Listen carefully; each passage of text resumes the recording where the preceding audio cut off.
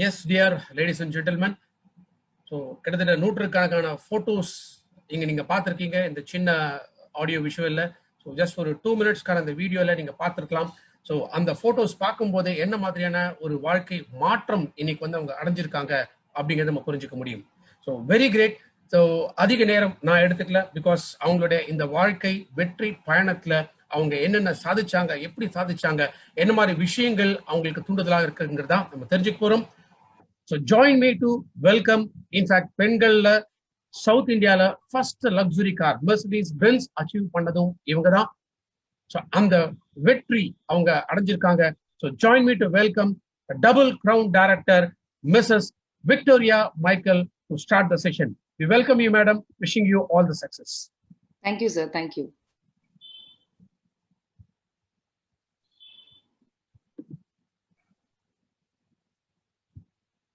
So good morning everyone. எல்லாருக்கும் good morning. இந்த digital எம்டிஎம்ல உங்களை எல்லாரையும் சந்திக்கிறதுல எனக்கு ரொம்ப ரொம்ப ஹாப்பி, ரொம்ப ரொம்ப மகிழ்ச்சி. இன்னைக்கு வந்து பாத்தீங்கன்னா என்ன சொல்றது, நான் உங்களுக்கு வந்து ஒரு மோட்டிவேஷன் கொடுக்கறதுக்காக இங்க வரல, அதே மாதிரி ஒரு ட்ரைனிங் கொடுக்கறதுக்காக இங்க நான் வரல. என்னோட ரியல் ஸ்டோரி, என்னோட வாழ்க்கையில என்ன மாதிரியான மாற்றங்களை நான் சந்திச்சேன், இன்னைக்கு நான் எவ்வளவு சக்சஸ்ஃபுல்லா இருக்கேன் அப்படின்னு உங்களோட ஒரு ஃப்ரெண்டா, உங்களோட ஒரு வீட்டுல இருக்கக்கூடிய ஒரு நபரா நான் வந்து பாத்தீங்கன்னா இன்னைக்கு நான் என்னோட ஸ்டோரியை நான் உங்களுக்கு ஷேர் பண்ண போறேன். சோ நான் ஸ்டார்ட் பண்றேன்.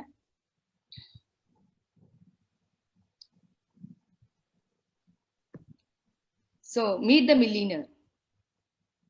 நான் வந்து வாழ்க்கையில வந்து பாத்தீங்கன்னா இந்த ஜேர்னி தொடங்குறது வெஸ்டீஜ் அப்படின்ற ஒரு ஜேர்னியை வந்து பாத்தீங்கன்னா ரொம்ப சக்சஸ்ஃபுல்லா இன்னைக்கு போயிட்டு இருக்கேன். ஸோ ஃப்ரெண்ட்ஸ், நான் என்னோட சக்சஸ் ஸ்டோரி சொல்றதுக்கு முன்னாடி உங்க எல்லாருக்கிட்டையும் ஒரு சின்ன கதையோட ஸ்டார்ட் பண்ணலாம்னு நான் நினைக்கிறேன். ஒரு குழந்தை ஒரு அம்மாவோட ஒரு சூப்பர் மார்க்கெட்டுக்கு பாத்தீங்கன்னா பர்ச்சேஸ் பண்றதுக்காக போனாங்களா அம்மாவோட. அந்த சூப்பர் மார்க்கெட் ஓனர் அந்த குழந்தைய வாட்ச் பண்ணிட்டே இருந்தாரு. அந்த குழந்தை ரொம்ப சமத்தா இருந்தது, அவங்க அம்மா கிட்ட ரொம்ப சமத்தா நடந்துச்சு, அந்த இடத்துல ரொம்ப அமைதியா இருந்துச்சு. இதெல்லாம் அந்த ஓனர் பாத்துக்கிட்டே இருந்தாராம். உடனே பாத்துட்டே இருந்த அந்த ஓனர் என்ன கேட்டாரா அந்த குழந்தைகிட்ட, இங்க வாடா கண்ணா அப்படின்னு சொல்லி கூப்பிட்டுட்டு அந்த குழந்தைகிட்ட சொன்னாரா, இந்த பாட்டில் ஃபுல்லா சாக்லேட் வச்சுட்டு அந்த பாட்டில காமிச்சு இந்த சாக்லேட் எடுத்துக்கூடா கண்ணா அப்படின்னு சொன்னாராம். உடனே அந்த குழந்தை இல்ல எடுத்துக்கல, போயிடுச்சான். சோ திருப்பி அந்த குழந்தை ரொம்ப சமத்தா இருக்கும் போது திருப்பி அந்த குழந்தை பில் போட வந்தப்போ திருப்பி அந்த பாக்ஸ் எடுத்து நீட்டி இதுல இருக்க சாக்லேட் எடுத்துக்குவேன் அப்படின்னு சொன்னாராம். அந்த குழந்தை எடுத்துக்கலையா. உடனே அவர் என்ன பண்ணாரா, அந்த டப்பால இருந்து அவர் கை நிறைய சாக்லேட் எடுத்து அந்த குழந்தைகிட்ட கொடுத்த உடனே அந்த குழந்தை இந்த 2 கைகளாலையும் அந்த சாக்லேட் வாங்கிக்கிச்சான். உடனே வெளியில வந்ததுக்கு அப்புறமா அவங்க அம்மா கூப்பிட்டு கேட்டாங்களாம், என்னடா கண்ணா உனக்கு ஃபர்ஸ்ட் டைம் வந்து பாத்தீங்கன்னா பாட்டில்ல சாக்லேட் கொடுத்தாங்க நீ வாங்கிக்கல, செகண்ட் டைம் சாக்லேட் கொடுத்தாங்க நீ வாங்கிக்கல, எதுக்கு அவரு எடுத்து கொடுத்தோன்னு வாங்கிக்கிட்டியே அப்படின்னு சொல்லிட்டு அந்த குழந்தைகிட்ட கேட்டாங்களாம். உடனே அந்த குழந்தை ஒரு பதில் சொல்லிச்சான், என் குட்டி கைகளால நான் எடுத்திருந்தா நான் கொஞ்சம் சாக்லேட் தான் எடுத்திருக்க முடியும், அவங்க பெரிய கைகளால கொடுத்தாங்க அதனால எனக்கு நிறைய சாக்லேட் கிடைச்சிருக்கு அப்படின்னு சொல்லிச்சான். ஃப்ரெண்ட்ஸ், நம்ம வாழ்க்கையும் அப்படிதான். இந்த சூப்பர் மார்க்கெட் ஓனர் யாரு, நமக்கு மேல இருக்கக்கூடிய கடவுள். இவங்க கை நிறைய விஷயங்களை எடுத்து கொடுக்கறதுக்கு நமக்கு தயாரா இருக்காங்க, மிகப்பெரிய கைகளால. நம்ம எல்லாமே நம்மளுக்கு இவ்வளவுதான் அப்படின்னு நினைக்காம நம்ம 2 கைகளாலையும் இன்னைக்கு வாங்கறதுக்கு தயாரா இருந்தா நமக்கான நிறைய பிளஸிங் நமக்காக காத்துட்டு இருக்கு. சோ இந்த உலகத்துல என்ன கொடுத்த அப்பா அம்மாவுக்கு முன்னாடி நான் போகையிலும் வரையிலும் என்னோட முன்னாடியும் பின்னாடியும் என்னோட வலப்பக்கமும் இடப்பக்கமும் எல்லா பக்கமும் எனக்கு துணையா இருந்து இன்னைக்கு வரைக்கும் நான் எடுக்கிற அத்தனை காரியங்களிலும் எனக்கு சக்சஸ் மட்டுமே கொடுத்துட்டு இருக்க என்னோட டாடி ஜீசஸ்க்கு நான் ஃபர்ஸ்ட் ஆஃப் ஆல் வந்து பாத்தீங்கன்னா சிரம் தாழ்ந்து தேங்க்ஸ் சொல்றேன். ஏன்னா கருவுல நான் உருவாகிறதுக்கு முன்னாடியே என்னை தேர்ந்தெடுத்தவருங்க அப்படின்னு சொல்லுவாங்க பைபிள்ல. சோ அந்த மாதிரி வந்து என்னோட வாழ்க்கை இன்னைக்கு ரொம்ப சிறப்பா இருக்குன்னா நான் கடவுள் அப்படின்னு சொல்றேன், என்னோட டாடின்னு தான் சொல்வேன், நான் டாடின்னு தான் பேசுவேன். சோ ஒவ்வொரு இடத்துலயுமே என்னோட ஸ்டோரி போகும்போது உங்களுக்கு அது புரியும். நிறைய இடங்கள்ல வந்து பாத்தீங்கன்னா என்னை தாங்கியிருக்காங்க. சோ அந்த மாதிரி என்னோட டாடி இவங்க. சோ இன்னைக்கு என்னோட லைஃப் பத்தி உங்ககிட்ட பேச போறேன். இது என்னோட லைஃப் பத்தி நான் பேச போறேன். இது உங்களோட லைஃபோடய நீங்க பொருத்திக்கிட்டீங்கன்னா இந்த எம்டிஎம்ல ஒரு முழுமை இருக்கும்னு நான் நம்புறேன். இவங்கதான் என்னோட அம்மா அப்பா. எங்க அப்பா பேர் வந்து எஸ்ஏராஜ், எங்க அம்மா பேர் பெரியநாயகி. அம்மா அப்பா பத்தி சொல்லணும் அப்படின்னு சொன்னா எனக்கு வந்து அப்பா ரொம்ப பிடிக்கும், நான் ரொம்ப செல்ல பொண்ணு எங்க அப்பாக்கு. அம்மா பத்தி சொல்லணும்னா ஒரு கடுமையான உழைப்பாளி அம்மா. சின்ன வயசுல இருந்து எங்க அம்மாவை நாங்க உழைச்சுதான் பார்த்திருக்கோம். அவங்க வந்து பாத்தீங்கன்னா இந்த உலகத்துல வந்து நான் ரொம்ப ரொம்ப நன்றி சொல்ற ஒரு உன்னதமானவங்க. ஏன் அப்படின்னா எங்க அம்மா கிட்ட இருந்தா நான் எல்லாமே கத்துக்கிட்டேன். அம்மாவோட உழைப்பு. அம்மா எப்பவுமே வந்து பாத்தீங்கன்னா பிஸியாவே இருப்பாங்க. அம்மா வந்து ஒரு டைலர். நாங்க சின்ன வயசுல இருந்து விவரம் தெரிஞ்சதுல இருந்தே அம்மா வந்து பாத்தீங்கன்னா எங்களுக்கு தச்சிட்டே தான் இருந்தாங்க. நிறைய இடங்கள்ல வந்து பாத்தீங்கன்னா அவங்களுக்கு டைமே இருக்காது. அம்மா அழகா ட்ரெஸ் பண்ணி நாங்க பார்த்ததே கிடையாது. எங்க அம்மா எங்களுக்காகவே லைஃப நிறைய சாக்ரிஃபைஸ் பண்ணி வாழ்ந்துட்டு இருக்காங்க இன்னைக்கும். அந்த மாதிரி ஒரு உன்னதமான ஒரு லேடி தான் எங்க அம்மா. அப்பா பொறுத்த வரைக்கும் நான் ரொம்ப செல்ல பொண்ணு. சின்ன வயசுல எல்லாம் வந்து பாத்தீங்கன்னா வீட்ல ஏதாவது அடிச்சிட்டாங்கன்னா வெளியிலே நிப்பேன் வாசல்லயே. எங்க அப்பா கிட்ட சொல்றதுக்காக. வந்த உடனே கம்ப்ளைண்ட் அப்பா கிட்ட. என்ன அடிச்சிட்டாங்கப்பா அப்படின்னு சொல்லிட்டு. அவங்க பொண்ண வந்து எதுவுமே பண்ணக்கூடாது. அந்த மாதிரி ரொம்ப செல்லமா என்ன எங்க அப்பா வந்து வளர்த்தாங்க. நாங்க ரொம்ப மிடில் கிளாஸ் தான். ஆனா சந்தோஷமா வாழ்ந்த மிடில் கிளாஸ்ன்னு சொன்னோம். பட் அப்பாவுக்கு சொந்த ஊர் வந்து பாத்தீங்கன்னா திருநெல்வேலி. அப்பாவுக்கு வந்து வடக்கங்குளம். சோ என்னன்னா பொறந்து வளர்ந்ததெல்லாம் நான் வந்து சென்னை தான். ஏன்னா அப்பா வந்து சின்ன வயசுலயே சென்னை வந்துட்டாங்க. என்னோட ரிலேஷன் எல்லாம் பாம்பேல இருந்ததுனால மேபி நான் ஊர் பக்கம் கூட போனதில்ல. பட் ஆனா அந்த கல்ச்சர் அந்த படி தான் அப்பா வந்து ரொம்ப வளர்த்தாங்க. ஒரு மரியாதை அப்படின்றது வந்து நிறைய சொல்லிக் கொடுத்து தான் வளர்த்தாங்க. சோ அப்பா பொறுத்த வரைக்கும் இப்ப அப்பா இல்ல. பட் என்னைக்குமே வந்து பாத்தீங்கன்னா அவரோட பிளஸ்ஸிங் எனக்கு இருக்கு அப்படின்ற நம்பிக்கை மட்டும் எனக்கு என்னமே இருக்கு. ஏன்னா நான் வந்து லைஃப்ல வந்து ரொம்ப சாதாரணமா இருந்த போது அப்படிலாம் அப்பா என்னோட இருந்திருக்காங்க. பட் ஆனா நான் ரொம்ப சக்சஸ்ஃபுல்லா இருக்கேன். என்னோட சக்சஸ பார்த்து பூரிக்க எங்க அப்பா இல்லன்றது வந்து ஒரு பெண்ணா எனக்கு வலிக்கும் எப்பவுமே. ஏன்னா அப்பான்றது எல்லா பொண்ணுக்கும் ரொம்ப பிடிக்கும்ல. சோ அதனால எங்க அப்பாக்கு வந்து இந்த வெற்றியை நான் எப்பவுமே சமர்ப்பிப்பேன். என்னோட சின்ன வயசு போட்டோ. நான் குழந்தையில ரொம்ப அழகா இருப்பேன்னு எல்லாரும் சொல்லுவாங்க. ரொம்ப கொழுக்கு முழுக்கு அப்படின்னு சொல்லிட்டு. சோ அந்த மாதிரி ரொம்ப அழகா குட்டியா ரொம்ப அழகா இருந்த ஒரு பொண்ணு. என்னோட சின்ன வயசு லைஃப் அப்படின்றதெல்லாம் பாத்தீங்கன்னா நாங்க மிடில் கிளாஸ் தான். ஆனா அப்பாக்கு ரொம்ப செல்ல பொண்ணுன்றதுனால எந்த குறையுமே எனக்கு வைக்கல. பட் ரொம்ப வசதிகள் அப்படின்றதெல்லாம் கிடையாது. எல்லாமே நிறைய இடங்களுக்கு நான் வந்து நீங்க நம்ப மாட்டீங்க. சின்ன வயசுல எல்லாம் வந்து அம்மா வந்து ஒரு ஸ்டேஜ்ல எல்லாம் ஒரு நான் 3 ட்ரெஸ் 4 ட்ரெஸ் இருக்கும். அதுதான் மாத்தி மாத்தி போடுவோம். சோ அந்த மாதிரி வந்து ஒரு நார்மலான ஒரு மிடில் கிளாஸ்ல நார்மலா வளர்ந்த ஒரு பொண்ணு தான் நானு. இது வந்து ஃபர்ஸ்ட் ஹோலி கம்யூனியன்னு சொல்லுவாங்க. எங்களுதுல வந்து ரொம்ப ஒரு சிறப்பான ஒரு விஷயம் இது. ஃபர்ஸ்ட் வந்து பாத்தீங்கன்னா அந்த நன்மை வாங்குவோம் அப்படின்னு சொல்லுவாங்க சர்ச்ல. அதை வந்து கொஞ்சம் நல்ல விழாவாவே கொண்டாடுவோம். பட் எங்க வீட்ல வந்து அந்த அளவுக்கு விழா கொண்டாடுற அளவுக்கு வசதி இல்ல. சோ பாத்தீங்கன்னா ஒரு ஒரு போட்டோ மட்டும் மெமரபிளா எடுத்துக்கிட்டோம். அந்த போட்டோ தான் இது. சோ இது வந்து என் கூட இருக்கிறது வந்து என்னோட பிரதர் ஆரோக்கியராஜ். எனக்கு கிடைச்ச வந்து ஒரு பெரிய பொக்கிஷம் என்னோட அண்ணாவும் தான். ஏன் அப்படின்னு சொன்னா இன்னைக்கு வரைக்கும் அன்பு அப்படின்ற வார்த்தைக்கு வந்து உதாரணம் அப்படின்னா என்னோட அண்ணன் தான். ஏன்னா நெறைய இடங்கள்ல எங்க அண்ணன சொல்லணும் அப்டின்னா, நான் சொல்லணும். நான் இந்த இது செஷன் போகும்போது சொல்றேன். இது வந்து என்னோட சைல்ட்ஹுட். நான் சின்ன பருவத்துல. இது வந்து எங்க வீடுங்க. அந்த பீச் இப்போ ஓரம் இருக்கு இல்லையா? அந்த பீச் பக்கத்துல தான் எங்களோட வீடு. நாங்க முன்னாடி நெறைய இருந்தது. பட் நான் ஒரு வளர்ற டைம்லலாம் வந்து பாத்தீங்கன்னா, பீச் வந்து எங்க வீட்ட ஒட்டி வந்துச்சு. சோ அந்த மாதிரி தான் நான் வளர்ந்தேன். பட் இந்த வண்டி கூட வந்து பாத்தீங்கன்னா, என்னோட மாமாவோடது. சோ எங்க வீட்ல வந்து பாத்தீங்கன்னா, பெருசா வந்து நீங்க நம்ப மாட்டீங்க. சென்னையில இருக்க மெரினா பீச் கூட எங்க அப்பா கூட்டு போனது கிடையாது. பெருசா ஹோட்டல் போடுறதோ, இல்ல அந்த மாதிரி கிடையாது. பெரிய மோட்டிவேஷன், மிகப்பெரிய ஒரு இதோட நீ இப்படிதான் வளரணும், இப்படிதான் வாழணும் அப்படின்னு சொன்ன குடும்பம் கிடையாது. ரொம்ப இருக்கிறது போதும், இருக்கிறதுல குடும்பம் நடத்தலாம், சாதாரணமா வாழ்க்கை வாழலாம் அப்படின்ற மாதிரி ஒரு நார்மலான வாழ்க்கை வாழ்ந்துட்டு இருந்த ஒரு சாதாரண பெண்மணி தான், சாதாரண குடும்பம் தான். என்னோட ஸ்கூல் லைஃப். நான் படிச்சது வந்து பாத்தீங்கன்னா, இங்க திருவொற்றியூர்ன்னு சொல்லுவாங்க. செயின்ட் பால்ஸ் அப்படின்ற ஒரு ஸ்கூல்ல தான் படிச்சேன். ஆ நான் வந்து பாத்தீங்கன்னா, நான் வந்து 10th வரைக்கும் தமிழ் மீடியம். ஸோ 10த்துக்கு அப்புறம் வந்து ரொம்ப கஷ்டப்பட்டு, ரொம்ப கனவுகளோட பாத்தீங்கன்னா, இங்கிலீஷ் மீடியத்துக்கு அடி எடுத்து வச்சேன். எங்க அம்மா கிட்ட சொல்லுவேன், "எனக்கு நெறைய கனவுகள் இருக்குமா" அப்படின்னு சொல்லிட்டு. ஸோ எங்க ஹெட் மாஸ்டர் உடனே குடுத்துட்டாரு. பட் அப்பன்னா அது அதாவது ஸ்கூல் அப்படின்னும்போது இங்கிலீஷ் மீடியம்னா கூட பெருசா அந்த அட்மாஸ்பியர் உள்ள ஒரு ஸ்கூல் கிடையாது. ஸோ இருந்தாலும் தமிழ்ல தான் பேசிப்போம். அப்படிதான் இருக்கும். பட் படிக்கிறது கொஞ்சம் கஷ்டமா தான் இருந்தது. ஆனாலும் லைஃப்ல ஒரு வெறிய ஏதோ ஒண்ணு பண்ணணும் அப்படின்ற லைஃப்ல இருந்துச்சு எனக்கு. ஆனா என்ன ஒரே ஒரு விஷயம்னா, நான் +2 படிக்கும்போது என்னன்னா, நான் நல்லா பாடுவேன். ஐ அம் ஒரு நல்ல சிங்கர் நானு. ஆ ஸ்கூல்ல எந்த இன்டர் ஸ்கூல் காம்படிஷன் நடந்தாலும் நான் தான் நம்பர் 1 வருவேன். எனக்கு கர்நாடிக் மியூசிக் கூட நான் பேசிக்கா கத்துக்கல. என்னோட ஸ்கூல்ல பிரேயர் சாங் நான் தான் பாடுவேன். ஸ்கூல்ல எந்த ஃபங்ஷன் நடந்தாலும் நான் தான் சிங்கிங். என்னோட டீச்சர்ஸ் எல்லாருமே எனக்கு சொல்லுவாங்க. என்ன சொல்லுவாங்க அப்டின்னா, "நீ ஒரு பெரிய சிங்கரா வருவ. உனக்கு ரொம்ப திறமை இருக்கு. இவ்ளோ நல்லா பாடுற. கண்டிப்பா உனக்கு ஒரு பெரிய எதிர்காலம் இருக்கு" அப்படின்னு அந்த சிங்கிங்லயே என்னோட திறமைய வளர்த்துக்கணும் அப்டின்ற மாரி மைண்ட் செட்டப்லயே நான் வளர்ந்தேன். சோ இவங்க வந்து பாத்தீங்கன்னா, என்னோட chemistry master mister Claudius sir அப்படின்னு சொல்லிட்டு, இவங்க கிட்ட இருந்து நான் லைஃப்ல நெறைய கத்துக்கிட்டேன் அப்படின்னு சொல்லுவேன். ஏன் அப்படின்னு சொன்னா, இவங்க வந்து எங்களுக்கு வந்து ஒரு ஆசிரியர் மட்டும் இல்ல, ஒரு நல்ல ஃப்ரெண்டாவும் இருந்தாங்க. கெமிஸ்ட்ரி வந்து ஆக்சுவலி எல்லாருக்கும் ரொம்ப கஷ்டமான சப்ஜெக்ட். ஆனா எங்களுக்கு ரொம்ப நல்லா படிப்போம். ஏன்னா இந்த மாஸ்டருக்காக. ஏன்னா இவர் என்ன பண்ணுவாருன்னா நல்ல ஃப்ரெண்ட்லியா இருக்கிறதுனால இந்த மாஸ்டர் சப்ஜெக்ட்ல வந்து ஜெயிச்சிடணும், நல்ல மார்க் எடுத்துடணும் அப்படின்னு சொல்லிட்டு நாங்க எல்லாருமே கெமிஸ்ட்ரியில வந்து பிளஸ் டூல வந்து பாத்தீங்கன்னா நல்ல மார்க் எடுத்திருப்போம். ஸோ அந்த மாதிரி ஒரு நல்ல ஆசிரியர் இவர்கிட்ட இருந்து நான் நல்லா கத்துக்கிட்ட பாடங்கள் நிறைய இருக்கு. ஸோ இன்னும் நிறைய ஆசிரியர்கள் எனக்கு வந்து பாத்தீங்கன்னா சிங்கிங்காக என்னோட மோட்டிவேஷன், என்னோட ட்ரீம்ஸ் இதை வந்து எனக்கு கொடுத்துட்டு இருந்தாங்க. இது நான் ஒரு சயின்ஸ் ப்ராஜெக்ட் பண்ணப்போ எடுத்தது, நானே கையில பண்ண ப்ராஜெக்ட் இது. சோ அந்த மாதிரி நிறைய கனவுகள் இருந்துச்சு. பிளஸ் டூ முடிச்சோன்னா நம்ம பாத்தீங்கன்னா நல்லா படிப்போம், நல்ல ஒரு காலேஜ் போவோம், சோ பெருசா நம்ம வந்து பாத்தீங்கன்னா லைஃப வந்து பெருசா பண்ண போறோம் அப்படின்ற மாதிரி நிறைய கனவுகளோட தான் நான் பிளஸ் டூ வந்து கஷ்டப்பட்டு படிச்சேன். பட் அந்த எக்ஸாம் டைம் வரும்போதே வீட்டுல பெண் பார்க்கும் படலம் அப்படின்னு சொல்லணும். இது ஏன் அப்படின்னா அப்பாவுக்கு வந்து உடம்பு சரியில்லாம இருந்தாங்க. அப்பாவுக்கு வந்து கொஞ்சம் ஃபிட்ஸ் மாதிரி வரும். சோ அதனால அம்மாக்கு என்னன்னா சீக்கிரமா மேரேஜ் பண்ணணும் அப்படின்ற மாதிரி ஒரு தாட்குள்ள போயிட்டாங்க. நான் வீட்டுல வந்து நான் காலேஜுக்கு எல்லாம் போய் அட்மிஷன் போட்டிருந்தேன், நிறைய பண்ணியிருந்தேன். பட் ஆனா வீட்டுல வந்து அப்ப எக்ஸாம் எழுதுற டைம்ல எக்ஸாம் கூட என்னால வந்து அந்த ஒரு மோட்டிவேஷனோட எழுத முடியல. ஏன்னா கண்டிப்பா வீட்டுல மேரேஜ் பண்ண போறாங்க அப்படின்ற ஒரு ஃபீல் வந்துருச்சு.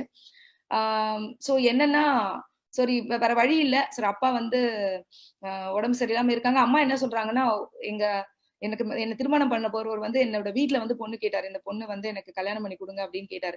சோ வந்து பாத்தீங்கன்னா அம்மா வந்து எல்லாம் விசாரிச்சு நல்ல பையன் கிடைச்சிருக்காமா, சோ அதனால மேரேஜ் பண்ணிக்கோன்னு என்ன நிறைய கன்வின்ஸ் பண்ணாங்க. பட் எனக்கு வந்து பாத்தீங்கன்னா அந்த அந்த அந்த டேஸ் எல்லாம் வந்து பாத்தீங்கன்னா மறக்கவே முடியாது. ரொம்ப கனவுகள் நிறைய இருந்தது. எல்லாமே அப்படியே நம்மள தாண்டி செதஞ்சு போற மாதிரி ஒரு ஃபீல் இருந்துச்சு.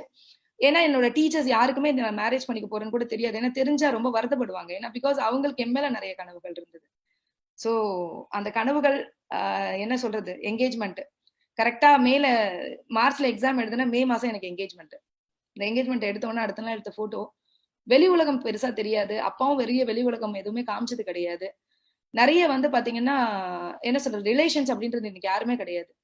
எனக்கு வந்து பாத்தீங்கன்னா அந்த சின்ன வயசுல எல்லாம் வந்து ஸ்கூல் படிக்கிற காலங்கள்ல நிறைய பேர் வந்து இந்த வருஷத்துக்கு ஒரு தடவை எங்கேயாவது வெளியில போகணும் அப்படின்னு நினைப்பாங்கல்ல. சோ அந்த மாதிரி கூட எந்த ரிலேஷன்ஸ் வீட்டுக்கும் நாங்க போனதே கிடையாது. எல்லாமே வீட்டுக்குள்ளதான். அந்த வீடு மட்டும்தான் என்னோட பெரிய உலகம். அந்த உலகத்துல இருந்தே உடனே பிளஸ் டூ முடிச்ச உடனே ஸ்கூல் தெரியும். அந்த ஸ்கூல்ல இருந்து தாண்டி இன்னும் ஸ்கூல்ல ஒரு 2, 3 ட்ரிப்பு போயிருப்பேன். ஏன்னா அப்பா கிட்ட ரொம்ப தொல்லை பண்ணி போனது வந்து கொடைக்கானல் ஒரு ட்ரிப்பு, ஊட்டி ஒரு ட்ரிப்பு. இந்த மாதிரி வந்து ஸ்கூல் ட்ரிப்புக்காக போயிருக்கோமே தவிர ஃபேமிலில இருந்து எந்த ட்ரிப்புக்கும் நாங்க போனது கூட கிடையாது. சோ அந்த மாதிரி ஒரு சாதாரணமாக ஆர்டினரியா வளர்க்கப்பட்ட ஒரு குடும்பம். மே மாசம் என்கேஜ்மெண்ட் முடிச்சதுக்கு அப்புறம் செப்டம்பர் மாதம் 9ஆம் தேதி திருமணம். இவங்க என்னோட கணவர் மிஸ்டர் ஜோசப் மைக்கேல்.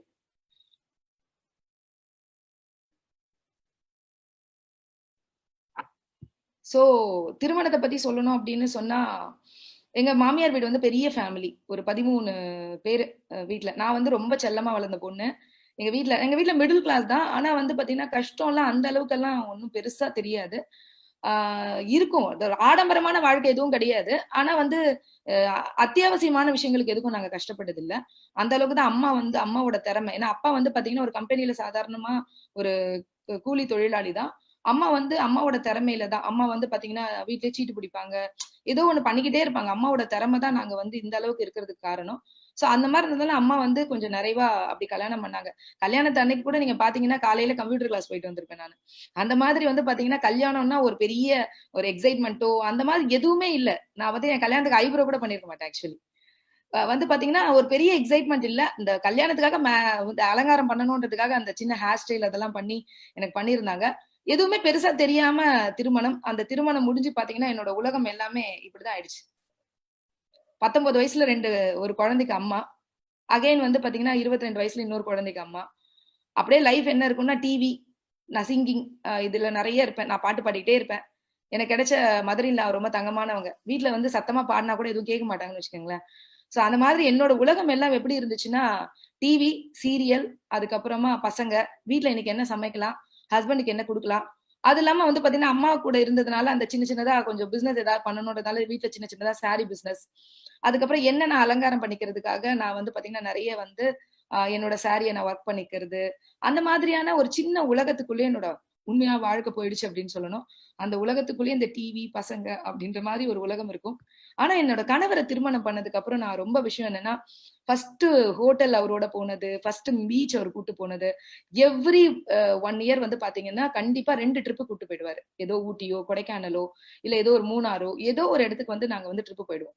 சோ என்னன்னா வீட்ல வந்து பாத்தீங்கன்னா அந்த அட்மாஸ்பியரே இல்லாம வளர்ந்து என்னை வந்து ரொம்ப நேசிச்ச ஒரு அற்புதமான மனிதர் என்னோட கணவர். என்ன விஷயம்னா, வீட்ல வந்து பெரிய ஃபேமிலி.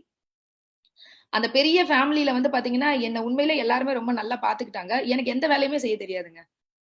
பாத்தீங்கன்னா, வீட்ல வந்து துணி துவைக்க தெரியாது, பாத்திரம் இது பண்ண தெரியாது.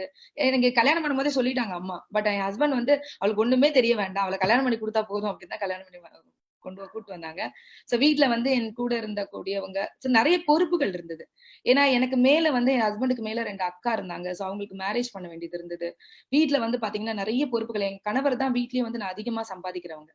சோ வந்து பாத்தீங்கன்னா, அப்ப அவங்களுக்கு வந்து பொறுப்புகள் அதிகம். சோ அப்ப என்னன்னா, நானும் அந்த பொறுப்புகளுக்குள்ள தள்ளப்பட்டேன். சோ வீட்ல இருக்கவங்க எல்லாருக்கும் நெறைய விஷயங்கள் செய்யணும் அப்டின்றது. சோ கஷ்டம் அப்டின்றது வந்து கல்யாணத்துக்கு அப்புறம் எனக்கு தெரியவே தெரியாது. அந்த அளவுக்கு தான் என்னோட ஹஸ்பண்ட் வந்து என்ன பாத்துக்கிட்டாங்க.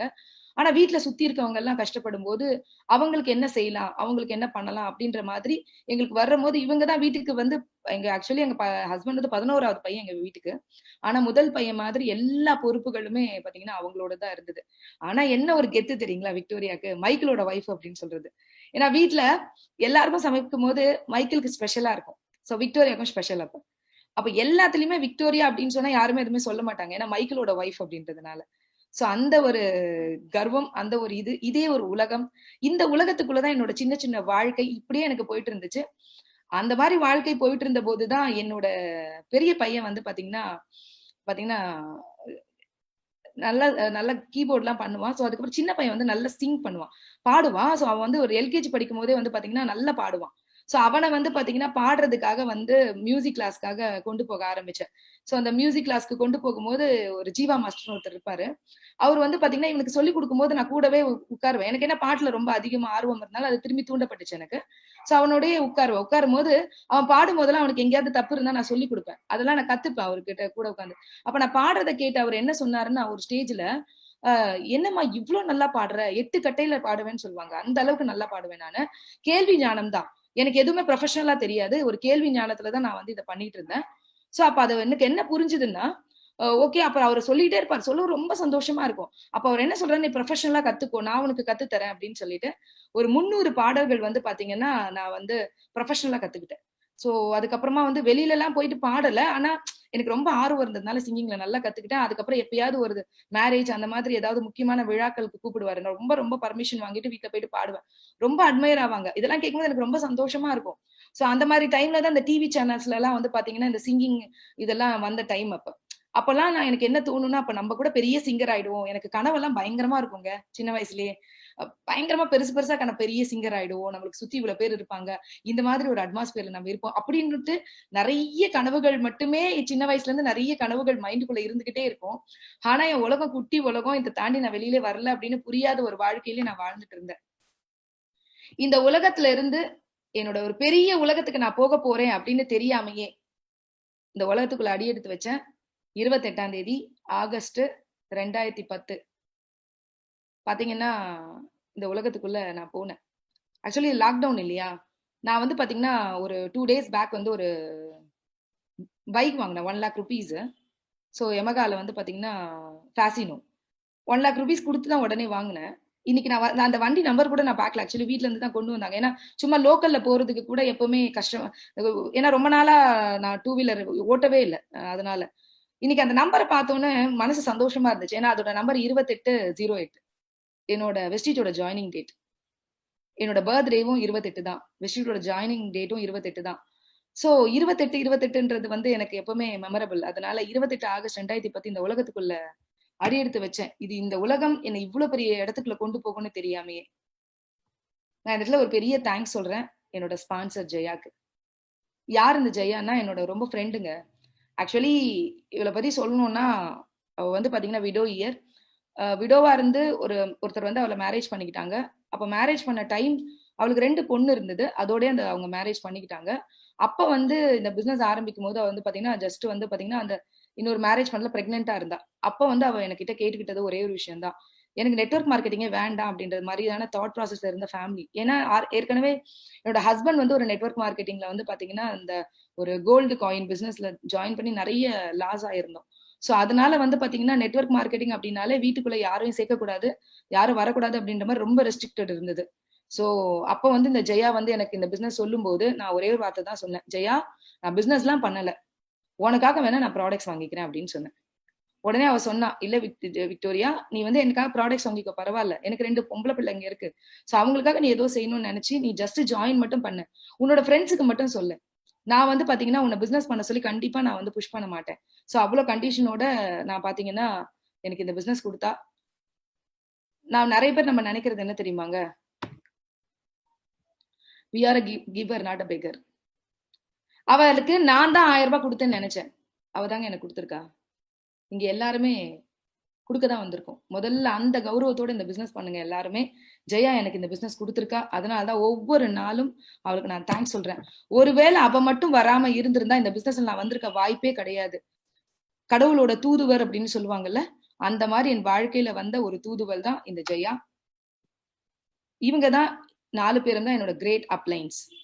மிஸ்டர் மோகன்தாஸ் சார் ஃபர்ஸ்ட்ல இருக்கவங்க, செகண்ட் இருக்கவங்க மிஸ்டர் அருணாச்சலம் சார், 3வது இருக்கவங்க மிஸ்டர் MHLK லட்சுமிகுமரன் சார், 4வது இருக்கவங்க மிஸ்டர் சாய் கண்ணா சார்.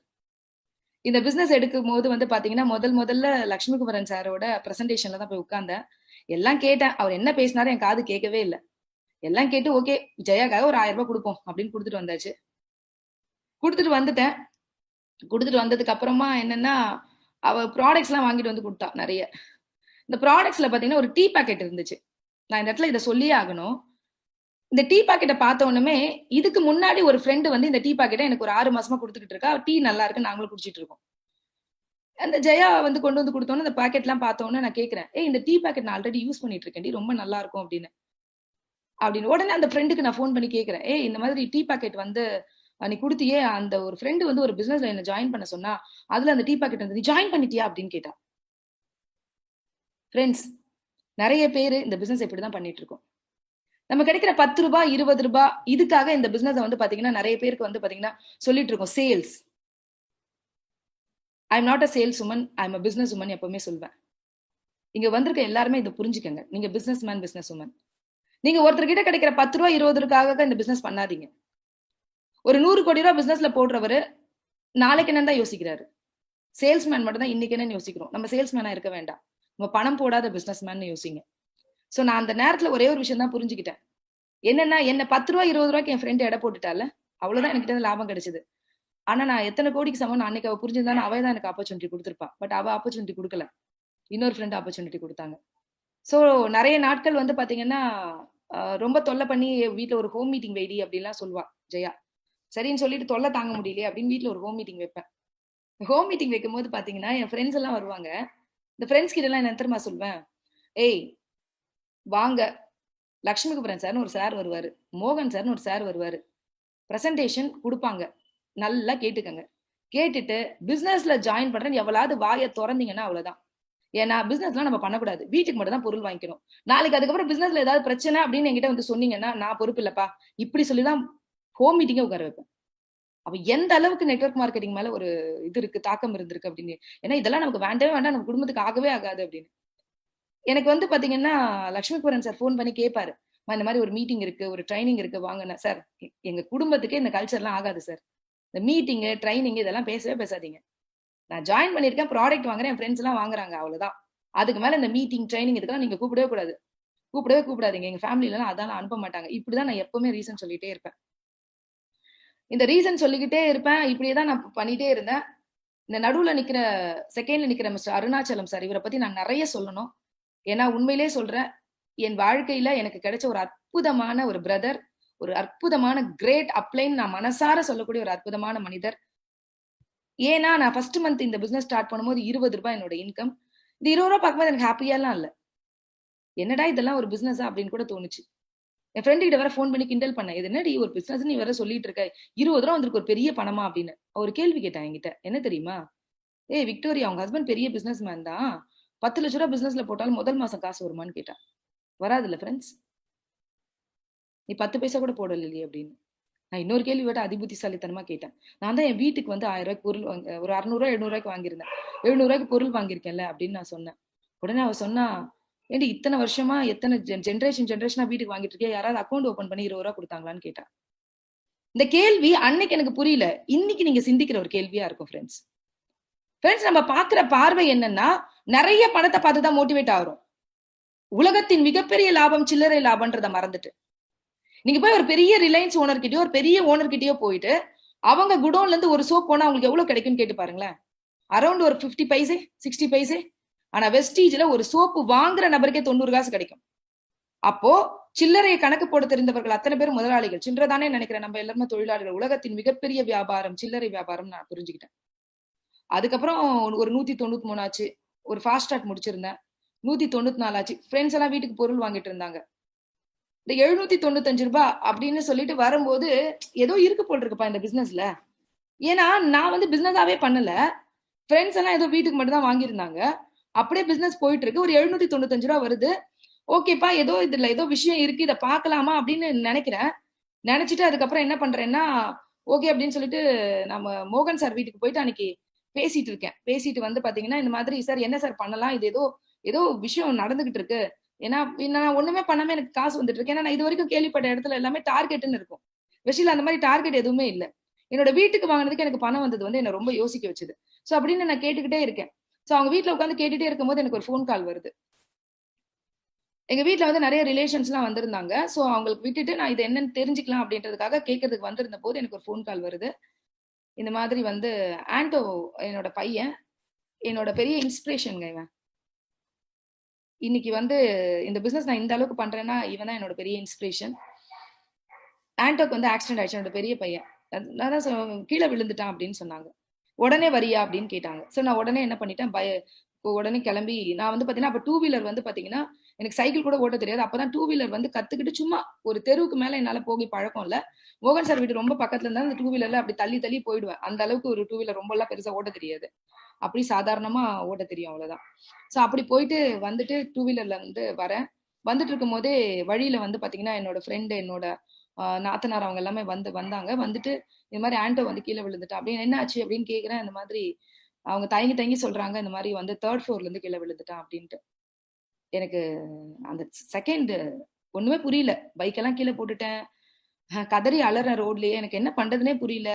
அவன் எங்க இருக்கான் அப்படின்னு கேக்குறேன். தெரியாது அப்படின்னு சொல்றாங்க. ஏன்னா என்னோட ஹவுஸ் ஓனர் தான் அவனை தூக்கிட்டு ஓடி இருக்காரு. வீட்டுல அப்ப யாருமே கிடையாது. சோ ரிலேஷன்ஸ் கொஞ்சம் பேர் இருந்தாங்க, எல்லாம் லேடிஸ். என்னோட ஹவுஸ் ஓனர் தூக்கிட்டு ஓடி இருக்காரு. சோ என்ன ஒண்ணும் புரியல எனக்கு. நான் இருந்த மனநிலைமையில வந்து பாத்தீங்கன்னா உடனே ஒரு ஆட்டோ பிடிச்சாங்க. ஆட்டோல எடுத்துட்டு போறேன். ஃபர்ஸ்ட் ஒரு ஹாஸ்பிட்டல் போகணும்.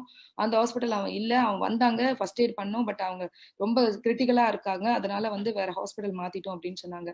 உடனே அங்க இருக்கக்கூடிய ஒரு ஹாஸ்பிட்டல், அப்போலோ ஹாஸ்பிட்டல், அந்த ஹாஸ்பிட்டலுக்குள்ள போறோம். கரெக்டா December 31st 2010 வந்து அவனுக்கு வந்து ஆக்சிடென்ட் ஆச்சு.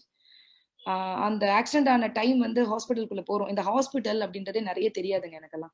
சின்ன சின்னதா ஏதாவது பிரச்சனை இருந்தா அந்த மாதிரி இடங்களுக்கு ஹாஸ்பிட்டல் போயிருக்கோம். ஹஸ்பண்டுக்கெல்லாம் ஒரு ஸ்டோனுக்காக சின்ன சின்ன ஆபரேஷன்ஸ் பண்ணிருக்கோம். அந்த மாதிரி 20,000 10,000 அந்த மாதிரி சின்ன சின்ன இதுக்குள்ள ஹாஸ்பிட்டல் ஸ்டேஷன் தான் நான் பாத்திருக்கேனே தவிர பெருசா எதுவுமே ஹாஸ்பிட்டல் அப்படின்னு போனது கிடையாது. சோ அந்த டைம் வந்து என்னோட குழந்தை செத்துக்கும் போது டாக்டர் எல்லாம் கூப்பிட்டு பேசுறாங்க. பேசும்போது வந்து சொல்றாங்க, குழந்தைக்கு இந்த பிரச்சனை இருக்கு, அந்த பிரச்சனை இருக்கு, இப்படி ஆயிடுச்சு, அப்படி ஆயிடுச்சு, இதெல்லாம் சொல்றாங்க. அவனை நான் பார்த்த நொடி என்னால இப்ப கூட மறக்க முடியாது. ஏன்னா வந்து உடம்பு ஃபுல்லா பிளட், ஃபர்ஸ்ட் எய்ட் பண்ணியிருந்தாங்க. அவன் என்ன ஃபர்ஸ்ட் பார்த்து கேட்டது வந்து, அம்மா சாரிம்மா அப்படின்னு சொன்னான். அவனுக்கு கான்சியஸ் இருந்தது. பாத்தீங்கன்னா நிறைய இடத்துல ரத்த காயங்கள். என்ன புரியல எனக்கு. பட் ஐசியூல இருந்து வெளியில வந்து டாக்டர் சொன்னாங்க, உனக்கு நிறைய ப்ராப்ளம் இருக்கு, நிறைய பணம் செலவாகும், உங்களால செலவு பண்ண முடியுமா, இல்லைன்னா கவர்மெண்ட் ஹாஸ்பிட்டல் கொண்டு போயிடுங்க. எனக்கு ஒன்னே ஒண்ணுதான் தாட்ல போச்சு. டிசம்பர் 31, அடுத்த நாள் ஜனவரி, கண்டிப்பா கவர்மெண்ட் ஹாலிடே, பெரிய ஹாஸ்பிட்டல் எதுவும் பெருசா ட்ரீட்மெண்ட் இருக்காது. நான் ஒரே ஒரு வார்த்தை தான் டாக்டர் கிட்ட சொன்னேன், என்ன வேணா நடக்கட்டும், என் தலையை கூட அடமானம் வைப்பேன், குழந்தைய முதல்ல காப்பாத்துங்க, என்னன்னாலும் நான் பாத்துக்கிறேன், இந்த ஹாஸ்பிட்டலே இருக்கட்டும் அப்படின்னு நான் சொல்லிட்டேன். சோ ஒரு 6 நாட்கள் அவன் வந்து பார்த்தான். நான் பார்க்க கூடாத இடத்துல, பார்க்க கூடாத விஷயங்களா அந்த ஹாஸ்பிட்டல்ல நான் பார்த்தேன். சோ அதுக்கப்புறம் என்ன ஆயிடுச்சுன்னா, ஒரு 6 நாள் கழிச்சு அவனுக்கு வந்து ஒரு இன்ஃபெக்ஷன் ஆயிடுச்சு, சூடோமோனஸ் அப்படின்ற ஒரு இன்ஃபெக்ஷன். உடனே வந்து சைல்டு அப்போலோக்கு மாத்தணும் அப்படின்னு சொல்லிட்டாங்க. சோ இங்க இருந்ததை விட எல்லாமே டபுள் ஆகும் அப்படின்னு சொன்னாங்க. பரவாயில்ல, எனக்கு அந்த டைம்ல ஒண்ணுமே தோணல. சோ ஓகே அப்படின்னு சொல்லிட்டு ஏத்திட்டோம். அவனுக்கு வந்து பாத்தீங்கன்னா அரௌண்ட் வந்து 2 மாதங்கள் என் குழந்தை ஐசியூல இருந்தான். அதாவது ஒரு 1.5 மாசம் ஐசியூல இருந்தான். ஒரு 15 நாள் எங்க வீட்டு ஐசியூவா மாத்திருந்தேன் நான். அந்த டைம்லாம் மறக்க முடியாதுங்க. பணம் அப்படின்றது தண்ணி மாதிரி கரையும். பணம் இல்லைன்னா இந்த லைஃப்ல எதுவுமே இல்ல. பணம் எப்ப வேணாலும் எப்ப வேணா போகும் அப்படின்றதெல்லாம் என் லைஃப்ல பார்த்த தருணம் அது. ஒரு 10 வருஷத்துக்கு முன்னாடி 30 லட்ச ரூபாய் சாதாரண பணம் இல்லைங்க யாருக்கும். தண்ணி மாதிரி செலவாச்சு அவனுக்கு. டெய்லி டாக்டர்ஸ் கூப்பிட்டு எங்களுக்கு அட்வைஸ் பண்ணுவாங்க. இந்த மாதிரி ஆயிட்டான் அவனுக்கு, அந்த மாதிரி ஆயிடுச்சு, இதை செய்யணும், நீங்க அதை பண்ணணும், இந்த ஆப்ரேஷன் பண்ணணும், அந்த ஆப்ரேஷன் பண்ணணும், எங்களுக்கு எதுவுமே தோணாது, பண்ணுங்க அப்படின்னு தான் சொல்லுவோம். மல்டி ஃப்ராக்சர் அவனுக்கு, மல்டி சர்ஜரி, இதெல்லாம் பார்த்துட்டு 1.5 மாசம் அப்படியே ஐசியூல இருந்தோம். பணம் கொஞ்சம் கொஞ்சமா கரைஞ்சுது. ஒரு ஸ்டேஜ்ல என்கிட்ட செலவு பண்ண பணம் இல்ல, கடன் வாங்குற தைரியமும் இல்ல, கடன் வாங்க தெரியவும் தெரியாது. என்கிட்ட இருந்து எல்லாத்தையும் இழந்துட்டோம் அப்படின்னு வச்சுக்கோங்களேன். கடைசியா ஹாஸ்பிட்டல் மேனேஜ்மெண்ட் என் குழந்தைய காப்பாத்தி கொடுத்துச்சு, நான் தேங்க்ஸ் சொல்றேன். ஆனா கடைசியா போகும்போது அவனுக்கு இன்ஃபெக்ஷன் சரியாகல, எங்களால பணம் கட்டுறதுக்கான சூழ்நிலையும் இல்லை. உடனே டாக்டர் சொல்றாங்க, நீங்க இந்த சூழ்நிலை அவனை கொண்டு போனீங்கன்னா நாங்க பொறுப்பு இல்லை எதுக்கும் அப்படின்னு எழுதி கொடுத்துதான் என் குழந்தை வெளியில கொண்டு வந்தேன். இந்த 15 நாட்கள் என் வாழ்க்கையில மறக்க முடியாத நாட்கள். எங்க சொந்தக்கார எல்லாருக்கும் நாங்க ஹாஸ்பிட்டல்ல இருக்கதா தான் தெரியும். என் வீட்டை ஐசியூவா மாத்தினேன். அந்த ஹாஸ்பிட்டல்ல இருந்த ஒரு சில சிஸ்டர்ஸ் எப்படி வந்து அவனை ட்ரீட்மெண்ட் பண்ணணும் எனக்கு சொல்லி கொடுத்து அமைச்சிருந்தாங்க. ட்ரீட்மெண்ட்டை நான் வீட்லயே ஒரு நர்ஸா ஸ்டார்ட் பண்ணேன். கிளவுஸ் இல்லாம, மாஸ்க் இல்லாம பாத்தீங்கன்னா அவனை பார்க்க முடியாது, வீட்டுல யாரையும் உள்ள சேர்க்க முடியாது, வீட்டுல இருந்து சாப்பாடு வரும் அம்மா வீட்டுல இருந்து, ஹஸ்பண்ட் கொடுத்துடுவாங்க. ஸோ அவன் அப்படிதான் நான் பாத்துக்கணும், அவனோட இன்ஃபெக்ஷன் அந்த மாதிரி. 15 நாட்கள் அந்த மனசும் அதுவும் நரகமா இருக்கும். என்ன பண்ண போறோன்னு புரியல. என் குழந்தை நனவு வரும் போதெல்லாம் கேட்பான், அம்மா நம்ம ரொம்ப கஷ்டத்துக்கு போயிட்டோமாமா அப்படின்னு. ஸோ சொந்தக்காரங்கள்லாம் பார்க்க வரும்போதெல்லாம் ஒரு விஷயத்த பதிவு பண்ணிட்டு போவாங்க, நீங்க ரொம்ப கஷ்டத்துக்கு போயிட்டீங்களே, இப்படி ஆயிடுச்சு, கடவுளால இவ்வளவு கோயில் போனீங்களே, இந்த மாதிரி ஆயிடுச்சு, அந்த மாதிரி ஆயிடுச்சு. நம்ம சுத்தி இருக்கவங்களை நம்மள நிறைய என்கரேஜ் பண்றது இல்லைங்க. இந்த மாதிரி தருணங்கள்ல வந்து அவங்க டிஸ்கரேஜ் பண்ணணும்னு பண்ணல, ஆறுதலுக்காக சொல்ற வார்த்தைகள் நம்மள ரொம்ப வந்து பாத்தீங்கன்னா டிமோட்டிவேட் பண்ணும். வாழ்க்கையில இனிமே நம்ம மேலேயே வர முடியாது போல் இருக்கே, இதுதான் நம்ம லைஃபா, இனிமே நம்ம இப்படிதான் இருப்போமா, இவ்வளவு கடன் இல்ல, இவ்வளவு இழந்துட்டோமே, பிசினஸ் எப்படி பண்ண போறோம், இந்த மாதிரியான நிறைய தாட் ப்ராசஸ் எனக்கு அதுக்குள்ள போக ஆரம்பிச்சிச்சு. என்ன பண்ணுவோம்னு புரியல, என்ன செய்வோம்னு புரியல, எதுவுமே புரியல. பிசிக்கலா மென்டலா டயர்ட் ஆயிட்டேன் நானு. அந்த 15 நாள் கொஞ்சம் குழந்தை ரெக்கவர் ஆனதுக்கு அப்புறமா நான் என்ன பண்ணேன்னா, என்னோட பையனோட ஃப்ரெண்ட்ஸ் நிறைய பேர் வர வைப்பேன். ஏன்னா அவங்கதான் என் பையனை உன்னால முடியும்டா, உன்னால நடக்கும்டா, நீ நடக்கலாம்டா, நீ உன்னால எல்லாமே முடியும்டான்னு சொல்லுவாங்க. பட் மத்த யாரும் ஐயோ இப்படி ஆயிடுச்சேன்னு பரிதாபப்படுவாங்க. அந்த பரிதாபப்படுறவங்க எல்லாம் தவிர்த்துட்டு யாரெல்லாம் என் பையனை என்கரேஜ் பண்ணுவாங்க, யாரெல்லாம் என் பையனுக்கு வந்து பாத்தீங்கன்னா நிறைய மோட்டிவேட் பண்ணுவாங்க, அந்த மாதிரி என்னோட பையனோட ஃப்ரெண்ட்ஸோட அம்மா அப்பா கிட்ட எல்லாம் சொல்லிட்டு அவங்க பசங்களை வர வச்சு அவங்க கிட்ட சொல்வேன், டே உன்னால நடக்க முடியும், உன்னால பண்ண முடியும். என் பையனுக்கு நான் கொடுத்தது பயங்கரமான கான்பிடென்ட். ஆனா மனசுக்குள்ள ஏதோ ஒரு வலி, ஏதோ ஒரு விஷயம், என்ன பண்ண போறேன் நான் இனிமே. எனக்கு லைஃப்ல என் ஹஸ்பண்ட் கஷ்டம் கொடுத்ததே இல்ல. என் ஹஸ்பண்ட் நானும் ஹாஸ்பிட்டல்ல கையை பிடிச்சிட்டு ஒரு விஷயம் அவர் சொல்றாரு, என்ன தெரியுமா சொல்றாரு, விக்டோரியா, நீ ரொம்ப நல்ல பொண்ணு, நான் உன்னை கல்யாணம் பண்ணிட்டேன், ஆனா நான் இது வரைக்கும் வந்து நிறைய சம்பாதிச்சிருக்கேன், எனக்கு தெரியும் உங்க கட்டுக்கட்டெல்லாம் வீட்டுல ஒரு ஸ்டேஜ்ல எல்லாம் பணம் இருந்திருக்கு, ஆனா அந்த மாதிரி டைம்ல எல்லாம் எனக்கு சேர்த்து வைக்கணும்னு தோணுனதே கிடையாதுங்க. எல்லாருக்கும் செய்யணும், இவங்களுக்கு செய்யணும், அப்படிதான் நாங்க நினைச்சிருக்கோம் நானும் ஹஸ்பண்டும். ஆனா அந்த டைம் என் ஹஸ்பண்ட் என் கையை பிடிச்சிட்டு சொல்றாரு, நம்ம இருக்கிறதெல்லாம் இழந்துட்டோமேடி, நீயுமே எதுவும் சேர்த்து வைக்கணும்னு நினைக்கல, நானும் எதுவும் சேர்த்து வைக்கணும்னு நினைக்கல, எல்லாருக்கும் எல்லாம் செஞ்சுட்டோம், என்ன பண்ண போறோம்டி, நீயுமே உஷாரான ஒய்ஃபா இல்லையே, நானுமே உஷாரா எதையுமே சேர்த்து வைக்கல, நம்ம என்ன பண்ண போறோம் அப்படின்னு கேட்டுட்டு 2 பேரும் கண் கலங்குறோம். அப்ப நான் வந்து கையை பிடிச்சிட்டு அவர்கிட்ட சொல்றேன், நம்ம நல்லது தாங்க பண்ணிருக்கோம், கடவுள் கண்டிப்பா நமக்கு நல்லது மட்டும்தான் செய்வாரு, நம்மளுக்கு ஒண்ணும் நடக்காது, நம்ம பாத்துக்கலாம் அப்படின்னு சொல்லிட்டு அவருக்கு தைரியம் சொல்லிட்டு, என்ன பண்றதுன்னு தெரியல, அவர் ரொம்ப திறமையானவர், நல்ல உழைப்பாளி, எனக்கு அதுக்காக தான் அம்மா அவருக்கு கல்யாணமே பண்ணி கொடுத்தாங்க. பெரிய வசதி எல்லாம் அவர் கிடையாது, ஆனா என்ன கல்யாணம் பண்ணி கொடுத்தாதான், கல்யாணம் பண்ணி கொடுத்து வீடு கட்டினாதான் கல்யாணம் பண்ணி கொடுப்பேன்னு சொன்னாலும் வீடும் கட்டினாரு எனக்காக. அதனால வந்து பாத்தீங்கன்னா ஒரு உழைப்பாளி, அந்த உழைப்பை வச்சு ஏதோ ஒண்ணு பண்ணணும் அப்படின்ற நம்பிக்கை இருந்துச்சு. ஆனா எனக்கு ஒரு விஷயம் புரியல, என் குழந்தைகிட்ட ஒரு மதரா இனிமே நம்ம கஷ்டத்துக்கு போயிட்டோம்னு என்னால சொல்ல முடியல. நிறைய பேர் நிறைய கஷ்டம் வரும்போது அதுல அப்படியே வாழ கத்துக்கிறீங்க, எனக்கு பிடிக்கலங்க, அந்த இடம் எனக்கு பிடிக்கல, அந்த கம்ஃபர்ட்டா அதுல இருக்க என்னால முடியல, எனக்கு அதை நான் நெளிஞ்சேன், இந்த இடத்துல நான் இருக்கக்கூடாதுன்னு என் மைண்ட் சொல்லிக்கிட்டே இருந்தது. அந்த டைம் எனக்கு வந்து பாத்தீங்கன்னா வெஸ்டில இருந்து வந்த வருமானம், குழந்தை ஐசியூல இருந்தா என் வீட்டுக்கு கூட நான் வெஸ்டில இருந்து ஒரு பொருள் கூட வாங்கல, எனக்கு ஒரு 176 ரூபாய் கிரெடிட் ஆயிருந்தது. அதுக்கு அடுத்த மாசம் ஒரு 401 ரூபாய் கிரெடிட் ஆயிருந்தது. நமக்கு அந்த டைம்ல எல்லாம் ஆபீஸ் கூட கிடையாது எங்கேயும். டி நகர்ல ஒரே ஒரு ஆபீஸ் இருக்கும், அந்த ஆபீஸ் வந்து எங்களோட அப்ளைன் அருணாச்சலம் சாரோட ஆபீஸ். அந்த ஆபீஸ்ல தான் வந்து பாத்தீங்கன்னா போய் ஃப்ரெண்ட்ஸ் பொருள் நல்லா இருக்குன்றதுக்காக வாங்க ஆரம்பிச்சிருந்தாங்க. என் வீட்டுக்கு கூட நான் வாங்கல, ஆனா எனக்கு வந்த வருமானம் என்ன ரொம்ப சிந்திக்க வச்சது. ஏன்னா நிறைய நெட்வொர்க் மார்க்கெட்ல நான் கேள்விப்பட்டிருக்கேன், நிறைய இடங்கள்ல வந்து பாத்தீங்கன்னா நம்ம வீட்டுக்கு வாங்கினாதான் நம்ம கீழே இருக்கிறோட பிசினஸ் நமக்கு ஆட் ஆகும். ஆனா வீட்டுக்கே வாங்கல, இது என்னையா கம்பெனி அப்படின்னு பார்க்க ஆரம்பிச்சேன்.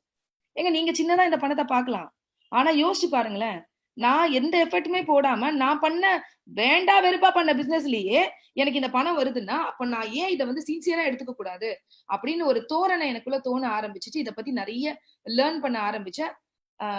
லேர்ன் பண்ணி இதை தெரிஞ்சுக்க ஆரம்பிச்சேன். சரிங்களா? எப்பவுமே சொல்லுவாங்கல்ல, திக்கற்றவர்களுக்கு தெய்வம் துணை அப்படின்னு சொல்லிட்டு. என்ன நடந்துச்சுன்னா அந்த டைம் ஒரு பெரிய மிராக்கிள் நடந்துச்சு. பாத்தீங்கன்னா ஒரு நம்ம சத்யபாமா அப்படின்னு சொல்லிட்டு ஒரு ஃப்ரெண்டு. சோ அவளுக்கு கீழே வந்து பாத்தீங்கன்னா ஒரு மேடம் வந்திருந்தாங்க. அந்த சர்ச்ல வந்து அவர் ஒருத்தர் வந்து முட்டியே போடாதவர். நம்ம மோகன் சார் தான் அந்த ப்ராடக்ட்ஸ் கொடுத்தாங்க. அந்த முட்டியே போடாத அந்த மனுஷன் நம்ம குளுக்கோசைமன் எடுத்தவர் பாத்தீங்கன்னா நம்ம சர்ச்ல முட்டி போட ஆரம்பிச்சிட்டாரு ஒரு மாசத்துல. இதை பார்த்தவங்க சர்ச்ல எல்லாரும் ஜாயின் பண்ணிட்டாங்க. அப்ப உடனே ஜாயின் பண்ணி அவங்க எல்லாம் வீட்டுக்கு பொருள் வாங்கினாங்க இல்லையா? அந்த மாசம் எனக்கு வந்து பாத்தீங்கன்னா ஒரு 4208 ரூபா வந்ததுங்க. என்ன வந்து என்ன சொல்றதுங்க, இல்லாத போது கிடைச்ச அந்த பணம் என்ன பெருசா இந்த பிசினஸ வந்து திரும்பி பார்க்க வச்சுச்சு. ஓ ஏதோ இருக்குப்பா இந்த பிசினஸ்ல அப்படின்னு நான் வந்து பார்க்க ஆரம்பிச்சேன். எனக்கு பயங்கரமா மோட்டிவேஷன் ஆச்சு. சோ ஏதோ ஒரு நம்பிக்கை எனக்குள்ள பிறந்துச்சு. நான் ஏதோ ஒரு விஷயத்துல இருக்கேன். நிறைய லேடிஸ் வந்து பாத்தீங்கன்னா ஹஸ்பண்ட் பிரச்சனை வந்ததுக்கு அப்புறம் ஹஸ்பண்ட் ஏதோ பண்ணுவாங்க, ஹஸ்பண்ட் ஏதோ பாப்பாங்க. ஏங்க, அம்மாக்கும் பொறுப்பு இருக்குங்க, ஒரு பெண்ணுக்கும் பொறுப்பு இருக்கு. அப்ப நான் என்ன நினைச்சேன்னா இந்த 4000 ஏன் நம்ம ஜாஸ்தி பண்ணக்கூடாது அப்படின்ற மாதிரி ஒரு தாட் ப்ராசஸ்க்குள்ள போக ஆரம்பிச்சேன். இந்த பிசினஸ் எனக்கு எதுவுமே தெரியாது. சோ நிறைய வந்து பாத்தீங்கன்னா பேச ஆரம்பிச்சேன். என்னோட அப்ளைன்ஸ் கிட்ட எல்லாம் டெய்லி கால் பண்ணி பேசுவேன். சார் இந்த பிசினஸ் பத்தி எனக்கு சொல்லி கொடுங்க. ஏன்னா வீட்டை விட்டு வெளியில வர முடியாது. குழந்தை வந்து நிறைய ப்ராப்ளத்துல இருக்கிறதுனால கொஞ்சம் கொஞ்சமா அப்ப டெய்லி அவனை பிசியோக்கு கூட்டு போகக்கூடிய சந்தர்ப்பம் கிடைச்சது எனக்கு. பிசியோ கூட்டு போகும்போது டெய்லி அவனை கூட்டிட்டு போய் அந்த பிசியோ டாக்டர் கிட்ட என்னோட ஃப்ரெண்ட் ஆயிட்டாங்க அவங்க கிட்ட சொல்லிட்டு வருவேன். மேம் இந்த 2 மணி நேரம் கேப்ல போயிட்டு நான் யாரையாவது பாத்துட்டு வந்துடுறேன். ஏன்னா வீட்டுல இருக்கிறவங்க எல்லாம் சுத்தமா அகைன்ஸ்ட் இந்த பிசினஸ்க்கு. எங்க அம்மா சொல்லிட்டாங்க, நீ வீட்டை விட்டு வெளியில போனி நான் அவன் காலை வெட்டிடுவேன். இந்த பிசினஸ்லாம் நீ பண்ணவே கூடாது. உனக்கு என்ன, நான் கடை வச்சிருக்கேன், கொண்டு வந்து பொருள் எல்லாம் வீட்டுல இறக்கிடுவான் அண்ணன். ஏன்னா சின்ன வயசுல இருந்தே எனக்கு துணி துவைக்க கூட தெரியாதுங்க. எங்க அண்ணா இருக்கு பாருங்க, ஒரு அற்புதமான பிரதர் எனக்கு. நான் எங்க வீட்டுல தோச்ச துணி எல்லாத்தையும் நான் கொடுத்து அனுப்பிச்சிருவேன். எல்லா துணியும் அழுக்கு துணியெல்லாம் ஒரு ஷாப்பர் பேக்ல போட்டு கொடுத்து விட்டுருவேன். எங்க வீட்டுல எல்லாத்தையும் தோச்சு எங்க அப்பா மடிச்சு எங்க அண்ணா கொண்டு வந்து கொடுத்துட்டு போகும். கல்யாணம் ஆகி 2 குழந்தை பிறந்ததுக்கு அப்புறமா எங்க அண்ணா கொண்டு வந்து கொடுத்துட்டு போகும். ஒரு ஸ்டேஜ்ல எனக்கு ஒருத்தர் சொல்லி திட்டினாங்க, அவனுக்கு கல்யாணம் ஆகி இப்போ 2 குழந்தை ஆயிடுச்சு, இன்னும் நீ அழுக்கு துணி கொடுத்து அனுப்பிச்சிட்டு இருக்கேன்னு. எனக்கு அது வரைக்கும் கூட தெரியாது. அந்த மாதிரி வந்து ரொம்ப செல்லமாவே சுத்தி வளர்க்கப்பட்ட ஒரு பொண்ணு நானு. இந்த கம்ஃபர்ட் ஜோன்ல இருந்து போறேன். எங்க அம்மா சொல்றாங்க, உனக்கு என்னடி தெரியும், நீ +2 படிச்சோன்னு உனக்கு கல்யாணம் பண்ணி வச்சிட்டா, உனக்கு வெளி உலகமே தெரியாது, நீ போய் என்னத்த பிசினஸ் பண்ணுவ, உனக்கு அதெல்லாம் வேண்டாம், காலை உடைச்சிடுவேன், காலை வெட்டிடுவேன், அதெல்லாம் போக கூடாது. எங்க ஹஸ்பண்டையும் சொல்லிட்டாங்க, எங்கேயும் அனுப்பாதப்பா, முதல்ல வந்து பாத்தீங்கன்னா அவளை வீட்டுல இருக்கட்டும், நான் வந்து என்னென்ன மளிகை சாமானோ அதெல்லாம் கொடுக்குறேன், உன் ஹஸ்பண்ட் திறமையானவன், கண்டிப்பா ஏதாவது ஒண்ணு பண்ணி பாத்தீங்கன்னா பெருசா வந்து கொண்டு வந்துடலாம் அப்படின்னு எங்க அம்மா சொல்லுவாங்க. என்ன சுத்தி இருக்கவங்க எல்லாரும் வந்து இதெல்லாம் வேலைக்கே ஆகாது, இதெல்லாம் நீ ஏன் பண்ற, இதெல்லாம் பண்ணாத, இதெல்லாம் வந்து ஏமாத்து பிசினஸ் அப்படி இப்படின்னு நிறைய சொல்லுவாங்க. ஆனா என் மைண்ட்ல ஒன்னே ஒண்ணுதான், இந்த 2 மாசம் வந்த இன்கம், சரி நான் ஒண்ணுமே பெருசா பண்ணல, இங்க இன்கம் வந்திருக்கே அப்படின்றது மட்டும் எனக்கு ரொம்ப யோசனையாவே இருந்தது. சோ இந்த இன்கம் பார்த்த உடனே கொஞ்சம் மோட்டிவேட் ஆச்சு. போன்லயே பேச ஆரம்பிச்சு இந்த பிசியோ கூட்டு போவோம் இல்லையா, அப்பெல்லாம் வந்து கேப் கிடைக்கும் போதெல்லாம் நான் என்ன பண்ணுவேன் அப்படின்னா என்னோட ஃப்ரெண்ட்ஸ் யார் வீட்டுக்காவது போய் பேசுறது, அந்த மாதிரியான விஷயங்கள்லாம் பண்ணிட்டு இருந்தேன். என்னோட ஸ்கூல்ல, அதாவது என் பசங்களை ஸ்கூல்ல கொண்டு போகும்போது லஞ்ச் எல்லாம் கொடுப்போம் இல்லையா, அப்ப நிறைய ஃப்ரெண்ட்ஸ், எனக்கு ஒரு 30-40 ஃப்ரெண்ட்ஸ் இருந்தாங்க. உடனே ஒரு பெரிய நம்பிக்கை. என்ன நம்பிக்கைன்னா, நம்ம ஃப்ரெண்ட்ஸுக்கு எல்லாம் சொன்னா உடனே வந்துருவாங்களே அப்படின்னு சொல்லிட்டு. ஏன்னா என் ஃப்ரெண்ட்ஸ் எப்பவுமே சொல்லுவாங்க, நான் அந்த சாரி பிசினஸ் எல்லாம் பண்ணும்போது, நீ என்ன பிசினஸ் பண்ணாலும் எங்களையும் கூப்பிடுறீ இனிமே அப்படின்வாங்க. அதனால ஃப்ரெண்ட்ஸ் எல்லாம் இப்படி சொல்லியிருக்காங்கல்ல, உடனே எல்லா ஃப்ரெண்ட்ஸையும் நம்ம கூப்பிட்டுறணும் அப்படின்னு சொல்லிட்டு போய் என்ன பண்ணேன், என் ஃப்ரெண்ட்ஸ் எல்லாத்தையும் ஃபோன் பண்ணி ஒரு நாள் வீட்டுக்கு வாங்கடி அப்படின்னு சொல்லிட்டு எல்லா ஃப்ரெண்ட்ஸையும் உட்கார வச்சு, நான் இந்த மாதிரி ஒரு பிசினஸ் எடுத்திருக்கேன்டி, இன்வெஸ்ட்மெண்ட் எல்லாம் கிடையாது, சூப்பரா சம்பாதிக்கலாம் அப்படின்னு பட கட கட கட கட கட கட எனக்கு என்னதான் தெரியுமோ ஒப்பிச்சிட்டேன். எத்தனை ஃப்ரெண்ட் ஜாயின் பண்ணிருப்பாங்க நீங்க நினைக்கிறீங்க? ஒரு ஃப்ரெண்டு கூட ஜாயின் பண்ணலங்க. நானா போய் எங்க அண்ணா, கூட பிறந்த அண்ணன், போடுறியா இல்லையா, கரெக்ட்டுங்களா? சோ அந்த மாதிரி வந்து பாத்தீங்கன்னா ஃப்ரெண்ட்ஸ் இவங்க எல்லாம் இருந்தாங்க. அந்த ஃப்ரெண்ட்ஸ் யாருமே வரல. நான் வராதுக்காக கவலைப்படல. இது என்னோட வாழ்க்கை, எனக்கு தான் வலி இருக்கு.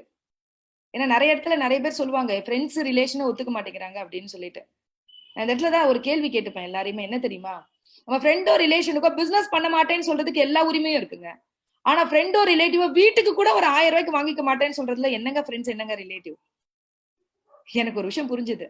என்னோட ஃப்ரெண்ட் ரிலேட்டிவ் யாரு, என்ன நம்பி வந்திருக்காங்களே, இனிமே அவங்கதான் என்னோட ஃப்ரெண்டு, அவங்கதான் என்னோட ரிலேட்டிவ். என்னோட ஒவ்வொரு டவுன்லைன் நான் லவ் பண்ண ஆரம்பிச்சேன். அப்லைன்லாம் அம்மா அப்பா மாதிரிங்க, டவுன்லைன்லாம் குழந்தை மாதிரி. அம்மா அப்பாக்கு எப்பவுமே ரெஸ்பெக்ட் கொடுக்கணும், குழந்தைங்களுக்கு எப்பவுமே லவ் கொடுக்கணும். நான் என்னோட ஒவ்வொரு டவுன்லைனுக்கும் லவ் கொடுக்க ஆரம்பிச்சேன். அவங்கதான் என்னோட உலகம், அவங்கதான் என்னோட ஃப்ரெண்ட்ஸ், அவங்கதான் என்னோட ரிலேஷன் பார்க்க ஆரம்பிச்சேன். அப்படியே கொஞ்சமா அடுத்த மாசம் வளர்ந்தது ஒரு 6,000 ரூபாய். ஃப்ரெண்ட்ஸ், இந்த தருணங்கள்ல நான் சொல்லியே ஆகணும். கொஞ்சம் குழந்தை ரெக்கவர் ஆயிருந்தா வீட்ல எல்லாம் ஒத்துக்கல. ஹஸ்பண்ட் எப்படியோ பர்மிஷன் வாங்கிட்டேன். எங்க அம்மா கிட்ட போய் ஒரு வாட்டி கையை பிடிச்சி பேசிட்டேன். அம்மா, நான் +2 படிச்சோன்னே கல்யாணம் பண்ணி வச்சுட்டேன். எனக்கு நிறைய கனவுகள் இருந்தது. அந்த கனவுகளுக்கு எதுவுமே நீ சப்போர்ட் பண்ணல. ஆனா அட்லீஸ்ட் நான் வந்து பாத்தீங்கன்னா இப்போ வந்து நானா ஏதோ ஒரு முயற்சி எடுத்திருக்கமா, என்ன என்கரேஜ் பண்ணவே வேண்டாமா, நான் தயவு செய்து டிஸ்கரேஜ் பண்ண வேண்டாமா எங்க அம்மாவுக்கு புரிய வச்சேன். சரி, எங்க அம்மாவும் சரி ஏதோ பண்ணி தொலை அப்படின்ட்டாங்க. சோ அதுக்கப்புறம் என்ன பண்ணுவேன்னா, டி நகர்ல தாங்க ஆபீஸ். நிறைய பேர் ரீசன் சொல்லுவாங்கல்ல. இந்த ரீசன் அப்படின்றது என்ன அளவுக்கு யாருக்காவது இருக்குமான்னு கூட எனக்கு தெரியலங்க. குழந்தைக்கு 13 ஆபரேஷன், வீட்ல இருக்கான், ஸ்கூல் போக முடியாது, யாரும் எனக்கு சமைச்சு கொடுக்கறதுக்கோ எனக்கு ஹெல்ப் பண்றதுக்கோ யாரும் வீட்ல இல்ல. நான் தான் எல்லாத்தையும் பாத்துக்கணும். பினான்சியலா டைட் வீட்ல, எல்லாரும் டிஸ்கரேஜ் பண்றாங்க. ட்ரீட்மெண்ட் பாத்துக்கணும், பிசினஸ் பாத்துக்கணும், எல்லாத்தையும் பாத்துக்கணும். இதுல நான் பிசினஸ் பண்ணணும். நான் வீட்ல இருந்து ப்ராடக்ட் வாங்க போனேன்னா உண்மையிலே சொல்றேன், அதுதான் சொல்றேன்ல, அருணாச்சலம் சார் நிறைய தருணங்கள்ல உன்னால முடியும் அப்படின்னு என்ன சொன்னவர். இப்ப வரைக்கும் நான் நல்லா இருக்கணும்னு எனக்கு போன் பண்ணி பேசுறவரு. நீ என்னமா பண்ணிட்டு இருக்கன்னு இப்ப வரைக்கும் கேக்குறவரு. ஒரு பிளிப்ஷார்ட் எனக்கு ஒண்ணு கொடுத்தாரு. அவர் ஃபர்ஸ்ட் டைம் போய் பார்க்கும்போது, உன் பிசினஸ்க்கு இது ஆதாரமா இருக்கட்டும்டா கண்ணா, நீ வச்சுக்கோ கையில அப்படின்னு சொல்லி. அதே மாதிரி நான் எங்கெல்லாம் ரொம்ப தடுமாறுறேனோ அந்த டைம்ல எல்லாம் ஒரு அப்ளிகேஷன் ஃபார்ம் எடுத்து கையில கொடுப்பாரு. அது கேஷ் எடுத்துட்டு வந்து அப்புறமா மாச கடைசியில கொடுத்துருவேன். ஆனா அதை கையில எடுத்து கொடுத்து அனுப்புவாரு. கொடுத்து அனுப்பிச்சு சொல்லுவாரு, நீ போடாமா, நீ போட்டு, ஏன்னா அப்ப அப்ளிகேஷன் இருக்கணும், போமா அப்படின்னு. ஒவ்வொரு இடத்துலயுமே என்ன என்ன என்ன என்ன கண்ணை பார்க்கும் போதே நான் ஏதோ பிரச்சனையில இருக்கேன்னு பார்த்து அதுக்கு என்ன செய்யலாம்னு யோசிக்கிற ஒரு அற்புதமான ஒரு அப்ளைன் எனக்கு வந்து அருணாச்சலம் சார்.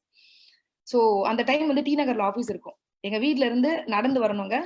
ஷேர் ஆட்டோ ஏறுவேன், பி ஸ்டேஷன் இறங்குவேன், பி ஸ்டேஷன் ஏறி இறங்கி ட்ரெயின் பிடிப்பேன், ட்ரெயின் பிடிச்சி கோடம்பாக்கம்ல ஏறி இறங்கி திருப்பி அங்க இருந்து ஆட்டோ பிடிப்பேன், ஆட்டோ பிடிச்சா டி நகர் ஆபீஸ்.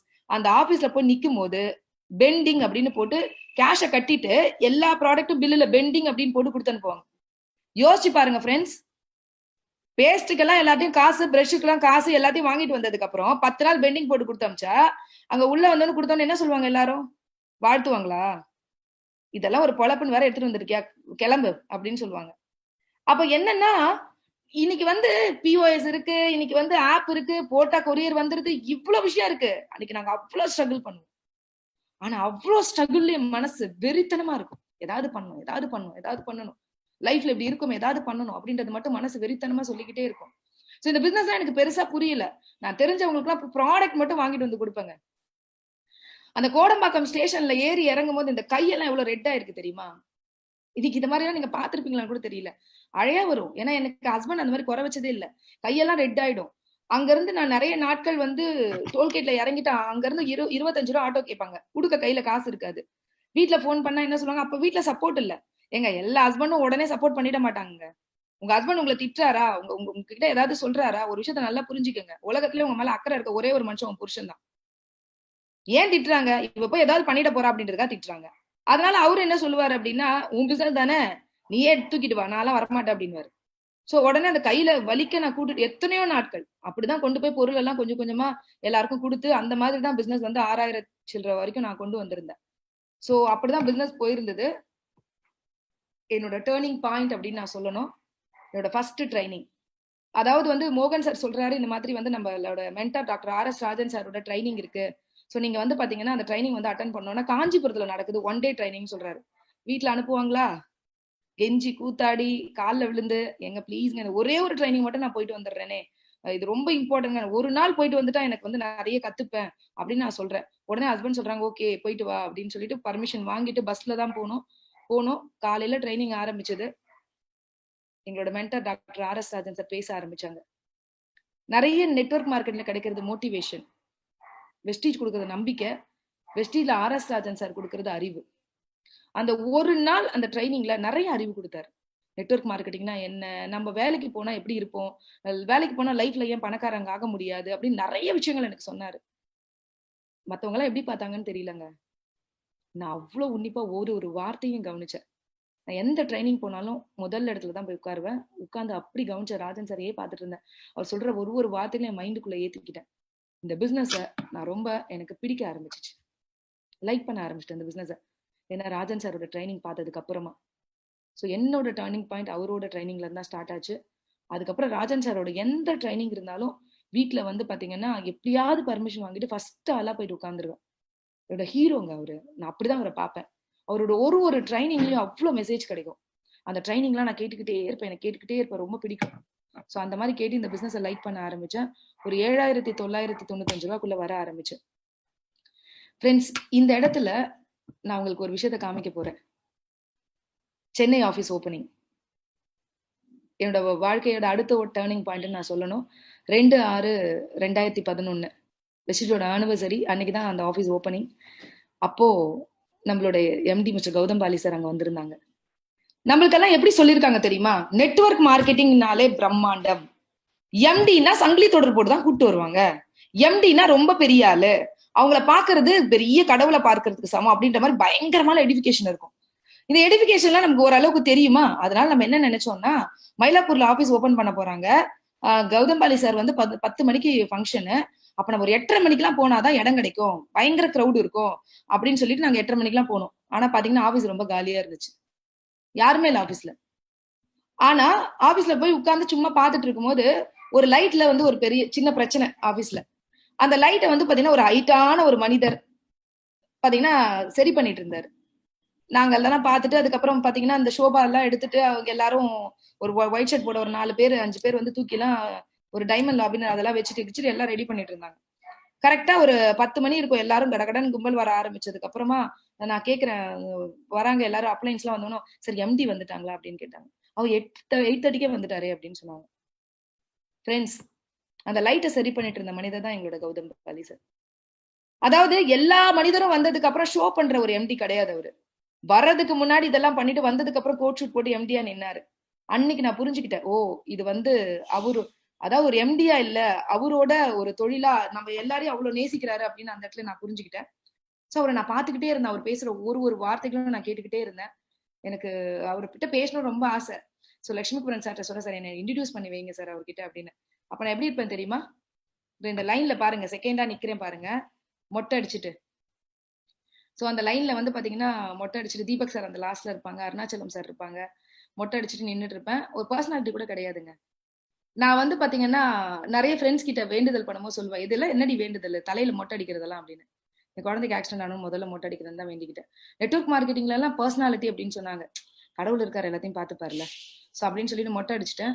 பர்சனாலிட்டி கூட இருக்காது, கொஞ்சம் எனக்கு அறிமுகப்படுத்தினாங்க அப்படின்னு சொன்னோன்னே கூட்டு போய் காமிச்ச உடனே அந்த 2 கைகளாலையும் என்னையும் ஹஸ்பண்டையும் அணைச்சாரு. அந்த அணைப்பு எனக்கு எப்படி இருந்ததுன்னா, எங்க அப்பா இல்ல, எங்க அப்பா என்ன அணைச்ச மாதிரி இருந்ததுங்க. அந்த அணைப்பு எனக்கு அந்த டைம் ரொம்ப சுகமா இருந்துச்சு. சோ நம்ம ஒரு நல்ல ஒரு கையில தான் இருக்கோம் அப்படின்ற ஒரு பெரிய உணர்வு வந்துச்சு. அதுக்கப்புறம் ஆபீஸ்ல வந்து பாத்தீங்கன்னா மீட்டிங் பெருசா பண்ண முடியாதுன்றதுனால வாணி மஹால்ல அன்னைக்கு ஈவினிங் ஒரு மீட்டிங் நடந்தது. அந்த மீட்டிங்ல நீங்க இந்த போட்டோல இந்த நோட் பண்ணீங்கன்னா உங்களுக்கு தெரியும், பாலி சார் எங்க நின்னுட்டு இருக்காருன்னு பாத்தீங்களா? அவர் என்னைக்குமே எம்டியா இருந்தது இல்லைங்க. ஒரு லாஸ்ட்ல எல்லா மீட்டிங் நடக்கும் போதும் பின்னாடி நின்னுட்டு ஒரு பார்வையாளரா ஒரு சாதாரண பர்சனா அங்க இருந்து இந்த மீட்டிங் அட்டன் பண்ணாரு. அப்புறம் எல்லாரும் சொல்லி அதுக்கப்புறம் முன்னாடி வந்து உட்கார்ந்தாரு. இந்த மீட்டிங்ல அவர் பேசின விஷயங்கள், அவரு ஒரு ஸ்டோரி சொன்னாரு. எத்தனை பேருக்கு இந்த ஸ்டோரி தெரியும்னு எனக்கு தெரியல. மேபி உங்களுக்கு தெரியாதவங்க உங்க சாட் பாக்ஸ்ல நோ போடுங்க தெரியலன்னா. என்ன அப்படின்னா, ரொம்ப அழகா ஒரு ஸ்டோரி சொன்னாரு. சிவனும் பார்வதியும் கைலாச மலையில இருந்தாங்களாம். அப்போ சிவன் வந்து பாத்தீங்கன்னா பார்வதி தேவி வந்து பாத்தீங்கன்னா ஒரு பிச்சைக்காரன் டெய்லி சிவன் கோயில்ல வந்து பாத்தீங்கன்னா யாசகம் கேட்பானா, எனக்கு இன்னைக்கு சாப்பாட்டை கொடு அப்படின்னு. உடனே பார்வதி டெய்லி பாத்துட்டே இருந்தாங்களா. இதை பாத்துட்டு சிவன் கிட்ட கேட்டாங்களா, ஏயா அந்த பிச்சைக்காரன் டெய்லி வந்து உங்ககிட்ட யாசகம் கேட்கிறானே, இவ்வளவு பெரிய தெய்வம் நீ என்ன பண்ணலாம், அவனுக்கு ஒரு மூட்டை அரிசி தான் கொடுத்தா குறைஞ்சு போயிடுவியா அப்படின்னு கேட்டாங்க. இல்லம்மா, பிச்சை எடுத்து சாப்பிடறதாமா அவனோட நியதி அப்படின்னு சொல்லிட்டு சொன்னாராம் சிவன். ஆமா, நீ வேற பெரிய கடவுள் வேற எல்லாரும் பேசிட்டு இருக்கான், ஒரு மூட்டை அரிசி கொடுக்குறது இவ்வளவு பேசுற அப்படின்ட்டு கோச்சிட்டு போயிட்டாங்களா. சரி, ஒய்ஃப் கோச்சிக்கிட்டாலே என்ன பண்றதுன்னே தெரியலையா அவருக்கு. உடனே என்ன பண்ணாராம், ஒரு மூட்டை அரிசி கொண்டு வந்து அந்த பிச்சைக்காரனோட வீட்டு வாசல்ல வச்சாராம். அவன் காலையில எழுந்தா கதவை திறந்தான். அவன் கேட்டது என்ன, அன்னைக்கு சாப்பாடு. அன்னைக்கான அரிசி எடுத்துக்கிட்டு அந்த தெருவுக்கு கொடுத்துட்டானா. அடுத்த நாள் வந்து பாத்தீங்கன்னா அவனுக்கு 2 மூட்டை அரிசி வைக்கப்பட்டிருந்ததான். உடனே அவனுக்கு தேவையான அரிசியை மட்டும் எடுத்துட்டு 2 தெருவுக்கு கொடுத்துட்டானா. 3வது நாள் ஒரு டிராக்டர் ஃபுல்லா அரிசி வந்திருந்ததான். உடனே அவன் அந்த ஊருக்கு கொடுத்துட்டானா. அதுக்கப்புறம் டிராக்டர் அரிசி வந்து பெரிய பணக்காரன் ஆயிட்டானா. உடனே பார்வதி தேவிக்கு செம கோவம். இந்த ஆள் கொடுத்தா ஓவரா கொடுக்குறாரு, இல்ல ஒண்ணுமே கொடுக்க மாட்டேங்கிறாருன்ட்டு போய் சண்டை போடலான்ட்டு போயிட்டு நேரா சிவன் கிட்ட போய், என்னப்பா உனக்கு கொடுக்க சொன்னா ஒண்ணுமே கொடுக்க மாட்டேன், அவனோட நியதி அது இதுன்ற, கொடுக்க சொன்னா இவ்வளவு கொடுக்குற அள்ளி அள்ளி, என்னப்பா உன்னோட பிரச்சனை அப்படின்னு கேட்கும் போது அவர் சொன்னாரா, இல்லம்மா நான் கொடுத்தது அவனுக்கு ஒரு மூட்டை அரிசி தான், அவனுக்கு கொடுக்கணுன்ற எண்ணம் இருந்தது பாத்தியா, அது 2 மூட்டையாவும் டிராக்டராவும் கிடைச்சு அவன் பெரிய பணக்காரன் ஆயிட்டான் அப்படின்னு சொன்னார். எம்டி சார் சொன்னாரு, அந்த பிச்சைக்காரன் தான் நான் அப்படின்னு. இந்த வார்த்தை நானும் என்னெல்லாம் எடுத்துக்கிட்டு அதெல்லாம் எல்லாருக்கும் கொடுக்கணுமோ அதை கொடுத்துக்கிட்டு இருக்கேன். நீங்களும் உங்ககிட்ட என்னெல்லாம் இருக்கோ அதெல்லாம் எடுத்துட்டு கீழே கீழே கொடுங்க. நம்ம எல்லாரும் சேர்ந்து வளருவோம். இன்னைக்கு வெஸ்டீஜ் ஒரு குழந்தை தான், தவழ்ந்துட்டு தான் இருக்கு. ஆனா ஒரு நாள் நிமிர்ந்து நிற்கும், அதுக்கப்புறம் நடக்க ஆரம்பிக்கும், அதுக்கப்புறம் ஓட ஆரம்பிக்கும். இப்ப ஓட ஆரம்பிச்சிருக்கு வெஸ்டீஜ், அன்னைக்கு தவழ ஆரம்பிச்ச ஒரு வெஸ்டீஜ். சோ இன்னும் நல்லா புரிய ஆரம்பிச்சிச்சு. அங்க எல்லாருமே வந்து பாத்தீங்கன்னா அன்னைக்கு நடந்த ஒரு விஷயம் என்னன்னா, அன்னைக்கு வந்து பாலி சார் எல்லாருக்கும் என்ன சொன்னாங்கன்னா, லேடிஸ்க்கெல்லாம் அனௌன்ஸ்மெண்ட் பண்ணாரு. இந்த மாதிரி வந்து உமனுக்கான ஒரு யூனிஃபார்ம் சாரி இருக்கு, யாரெல்லாம் வந்து லக்கி ட்ரா, காலையில பில் பண்ணிருந்தவங்க எல்லாருக்கும் ஒரு லக்கி ட்ரா இருந்தது, அந்த லக்கி ட்ரால யார் லேடி பேர் வருதோ அவங்களுக்கு வந்து ஒரு சாரி வந்து பிரசென்ட் பண்றோம் அப்படின்னு சொல்லிட்டு. உடனே வந்து பாத்தீங்கன்னா நானும் பாத்தீங்கன்னா வேண்டிட்டே இருந்தேன், எனக்கு வந்து லக்கி ட்ரா விழுமா விழாதா, விழுமா விழாதா, விழுமா விழாதானா எதுவுமே நடக்காது, ஸ்ட்ராங்கா பிலீவ் பண்ணணும். ஆனா எனக்கு ரொம்ப ஆசை இந்த சாரி வந்து கையில வாங்கணும் அப்படின்றது. நான் யோசிச்சுக்கிட்டே இருந்தேன். எனக்கு விழலைங்க, என் டவுன்லைனுக்கு விழுந்துருச்சு. தெய்வாதீனமா என் டவுன்லைன் எனக்கு வரல. உடனே அவங்க அப்ளைன் யாரு, விக்டோரியா மேடம். உடனே என்னை கூப்பிட்டு எனக்கு இந்த சாரி வந்து பிரசென்ட் பண்ணாங்க. நம்மளோட கிரேட் ஏஷியாவோட number 1 top earner mister Siddhaji, நம்மளோட கிரேட் அப்ளைன், அவங்க கையால இந்த வாங்கினேன். இந்த போட்டோவை பாக்குறீங்கல்ல, இந்த போட்டோ பார்க்கும்போது உங்களுக்கு என்னங்க தோணுது? எப்படி இருந்தேன்னா இப்படி ஆயிட்டேன், இதை விட சூப்பரா இருப்பேங்க நானு. இன்னைக்கு ட்ரெஸ் கோட் எல்லாம் விக்டோரியா ஒண்ணுமே இல்ல, பயங்கரமா ட்ரெஸ் கோட் எல்லாம் பண்ணுவேன். ஆனா ஒரு ஸ்டேஜ் எனக்கு சொல்லி கொடுத்துச்சு, பணம் இல்லைன்னா என்ன நடக்கும் அப்படின்னு. அப்ப எப்படி இருந்தேன்னா இப்படி ஆயிட்டேன்ல, சூப்பரா இருந்தேன்னா இப்படி ஆகி இன்னைக்கு சூப்பரா இருக்கேன். இந்த இடத்துல நிறைய விஷயங்கள் நான் கத்துக்கிட்டேங்க. நிறைய காசிப் பண்ணுவாங்க. நான் ஒரு இடத்துல ஒரு விஷயத்த சொல்லியே ஆகணும். என் குழந்தைக்கு நிறைய ப்ராப்ளம் இருந்தது நான் சொன்னேன் இல்லையா. அப்போ அவனுக்கு முதல்ல வந்து பாத்தீங்கன்னா ஹீமோகுளோபின் லெவல் வந்து 7 தான் இருந்தது. உடனே வந்து பாத்தீங்கன்னா எங்களோட அப்ளைன்ஸ் எல்லாம் சொன்னாங்க, ஸ்பைருலினா கொடுங்க அவங்களுக்கு அப்படின்னு. நான் உடனே என்ன செய்யறேன்னா, இல்ல இல்ல எப்படி கொடுக்க முடியும், 30 lakhs ஸ்பெண்ட் பண்ணிருக்கேன் குழந்தைக்கு, அவனுக்கு போய் ஸ்பைருலினா கொடுத்து ஏதாவது ஆயிடுச்சுன்னா. அதுக்கப்புறம் இதை பத்தி நிறைய தெரிஞ்சுக்க ஆரம்பிச்சேன், எனக்கு நிறைய சொன்னாங்க. அதுக்கப்புறம் என் குழந்தைக்கு ஸ்பைருலினா கொடுத்து அவனுக்கு கிடைச்ச ரிசல்ட் என்ன ரொம்ப யோசிக்க வச்சது. அதாவது 7 பாயிண்ட் இருந்த ஹீமோகுளோபின் 11 பாயிண்ட்டுக்கு போச்சு. அதுக்கப்புறம் நிறைய ப்ராப்ளம் சொல்லிட்டே இருப்பாங்க. அவனுக்கு நோனி கொடுத்திருந்தேன், ப்ரோட்டீன் பவுடர் மசில்ஸை டைட் பண்ண கொடுத்திருந்தேன், கால்சியம் நிறைய கொடுப்பேன், அது மட்டும் இல்லாம பிளாக்ஸ் ஆயில். அவனுக்கு நர்வ்ஸ்ல வந்து பாத்தீங்கன்னா பிளட் சர்க்குலேஷன் வந்து ரொம்ப கம்மியா இருந்து, ஸோ பிளாக்ஸ் ஆயில் கொடுக்க கொடுக்க அவனுக்கு பிளட் வந்து நல்லா சர்க்குலேட் ஆயிடுச்சு. இந்த கை வந்து அசையவே முடியாதுன்னு சொன்ன கை வந்து அசைய ஆரம்பிச்சிச்சு. ஸோ இந்த ரிசல்ட் எல்லாம் பார்த்து எனக்கு ரொம்ப பிரமிப்பா இருந்தது. நான் அப்ப புரிஞ்சுட்டது ஒன்னே ஒண்ணு விஷயம் தான், எத்தனையோ தொழில் இருக்கு, அன்னமிடும் தொழிலை கொடுத்ததுக்காக கடவுளே உமக்கு நன்றி அப்படின்னு நிறைய ஹோட்டல்ல எழுதி போட்டிருப்பாங்க. எத்தனையோ தொழில் இருக்க, சாப்பாடு போட்டா வயிறாரதாங்க வாழ்த்துவாங்க. மனசார வாழ்த்துற ஒரு தொழில், ஒரு மனிதன் நோயில இருந்து குணமான அந்த தொழில நான் இருக்கேன்னு புரிஞ்சுக்கிட்டேன். சோ அந்த ஆத்மார்த்தத்தோட இந்த பிசினஸ் பண்ண ஆரம்பிச்சிருந்தேன். சோ இந்த இடத்துல என்ன நிறைய காசிப் பண்ணுவாங்க. குழந்தைக்கு இவ்வளவு உடம்பு சரியில்லை, இவ எப்படி ட்ரெஸ் பண்ணிட்டு பாரு, இதெல்லாம் ஒரு பொழப்பா. எங்க வீட்டுக்கு மேல ஒரு அண்ணா இருந்து சொல்லுவாரு, சோப்பெல்லாம் வைக்க கிளம்பிட்டியாமா அப்படின்னு சொல்லுவாரு. எனக்கு ஒன்னே ஒண்ணுதாங்க புரிஞ்சுது, யாருக்குங்க இந்த உலகத்துல அதிகமா காசிப் வரும்? பாப்புலரா இருக்க ஹீரோயினுக்கு தானே. உங்களுக்கு காசிப் வரல, கிசு வரல, நீங்க கொஞ்சம் வருத்தப்படுங்க, நம்ம ஒண்ணுமே பண்ணலன்னு அர்த்தம். ஃப்ரெண்ட்ஸ், யாராவது நமக்கு காசிப் பண்ணா சந்தோஷப்படுங்க. ஏன்னா எனக்கு பைபிள் தான் தெரியும், அதுல ஒரு வார்த்தை இருக்கு, உன்னை பற்றி இல்லாததும் பொல்லாததும் சொல்லும் பொழுது நீ பேறு பெற்றவள், அப்போது நான் உன்னை ஆசீர்வதிப்பேன் அப்படின்னு சொல்லிட்டு.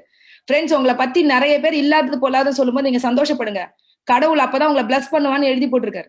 கரெக்டா? சோ எனக்கு அது புரிஞ்சுது. அப்ப யாருக்கு கிசு வருமோ அவங்கதான் இந்த உலகத்துல பாப்புலர் ஆக முடியும் நான் புரிஞ்சுக்கிட்டேன். அப்ப எனக்கு கிசு வரதை பத்தி நான் கவலைப்படல, நான் கண்டிப்பா நானும் ஒரு பாப்புலர் ஆயிடுவேன் அப்படின்ற ஒரு விஷயம் எனக்கு புரிஞ்சுது. சோ நிறைய லேர்ன் பண்ண ஆரம்பிச்சேன் இந்த பிசினஸ். ஏன்னா லேர்ன் பண்ணாதான் ஏர்ன் பண்ண முடியும். எனக்கு ஒரே ஒரு விஷயம் தான் இந்த பிசினஸ்ல புரிஞ்சுது, என்ன தெரியுமா? இந்த உலகத்துல தெரியாது. ஏன்னா நான் பிளஸ் 2 முடிச்சோன்னா மேரேஜ், உலகமே பெருசா தெரியாதுன்னு சொல்லுவேன். கரெக்டா? நிறைய தெரியாதுங்க. நிறைய வந்து பாத்தீங்கன்னா வெளி உலகம் தெரியாது. யாரும் உட்கார்ந்து எனக்கு ப்ராப்பரா கைட் பண்றதுக்கு வீட்டுல கூட ஆட்கள் கிடையாது. சோ அப்ப என்ன ஒரே ஒரு விஷயம் புரிஞ்சுதுன்னா, எங்க லேர்ன் பண்றோமோ அங்கதான் நம்ம பிளான் பண்ண முடியும். கரெக்டா இல்லைங்களா? சோ ஒரே ஒரு விஷயம் தான் ஃப்ரெண்ட்ஸ், நான் தெரியாது இந்த உலகத்துல சொல்லவே இல்லை ஃப்ரெண்ட்ஸ்.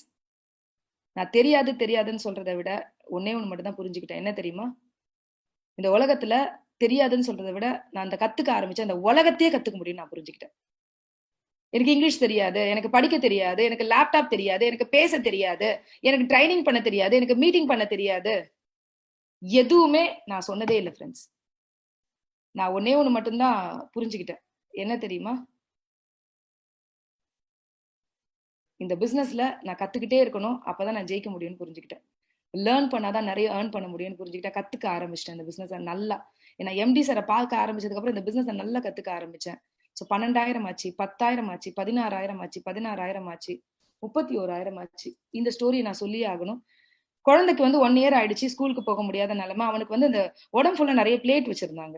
ஸோ அந்த பிளேட் எல்லாம் ரிமூவ் பண்றதுக்காக ஹாஸ்பிட்டல் அட்மிட் பண்ணியிருந்தோம். 2ஆம் தேதி அன்னைக்கு அட்மிட் பண்ணியிருந்தோம். 25ஆம் தேதி தான் வெளியில வந்தோம்.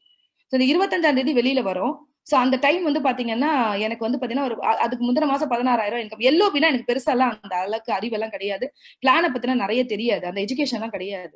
சோ அப்ப என்னன்னா என்னோட அப்ளைன் லட்சுமிபுரன் சார் ஃபோன் பண்ணி எனக்கு சொல்றாரு, இந்த மாதிரிமா நீங்க வந்து ஒரு லைன் வந்து பாத்தீங்கன்னா நீங்க முடிச்சீங்கன்னா இந்த மாதிரி 5625 முடிச்சீங்கன்னா இப்ப 5625 அப்ப வந்து பாத்தீங்கன்னா 9,000 பிவி. 5625 முடிச்சீங்கன்னா நீங்க வந்து பாத்தீங்கன்னா 90,000 பிவி. 5625 முடிச்சீங்கன்னா உங்களுக்கு வந்து பாத்தீங்கன்னா எல்ஓபி இருக்கும், உங்களோட இன்கம் ரைஸ் ஆகும் அப்படின்றாரு. 5 நாள் அரௌண்ட் வந்து ஒரு 2,000 பிவி குறையுது. நான் என்ன பண்ணுவேன்? எனக்கு புரியல. ஃப்ரெண்ட்ஸ் நிறைய பேர் நிறைய ரீசன் சொல்றீங்க. எனக்கு 5 நாள் தான் டைம். என்னோட ஃப்ரெண்டு, மறக்க முடியாத ஃப்ரெண்டு டபிள்யூ செல்வி. சோ அவளுக்கு வந்து பார்த்தா சேலத்துல இருந்தா. அந்த லைன்ல தான் எனக்கு எல்ஓபி குறையுது. அவளுக்கு போன் அடிக்கிறேன். ஃப்ரெண்ட்ஸ் இன்னைக்கு எல்லாமே digital friends, previous cumulative PV எல்லாத்தையும் பாத்துடுறீங்க.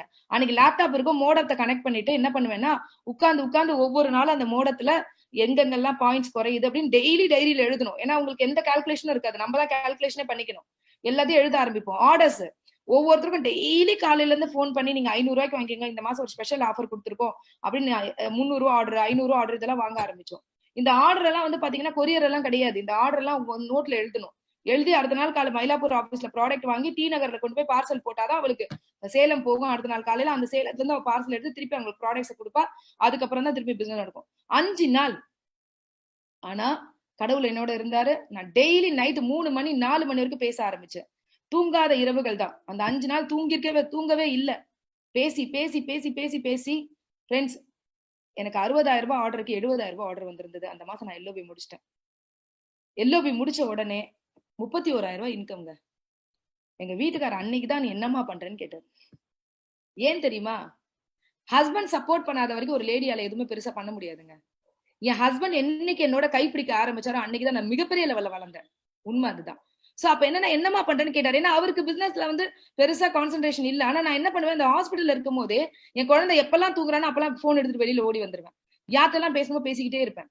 சோ அதுக்கப்புறம் வந்து பாத்தீங்கன்னா இது ஏதாவது ஒண்ணு பண்ணிக்கிட்டே இருக்கணும். டெய்லி பேசிஸ்ல ஏதாவது ஒண்ணு பண்ணிட்டே இருக்கணும்ன்றது மட்டும் மைண்ட் தாட் சொல்லிட்டே இருந்துச்சு.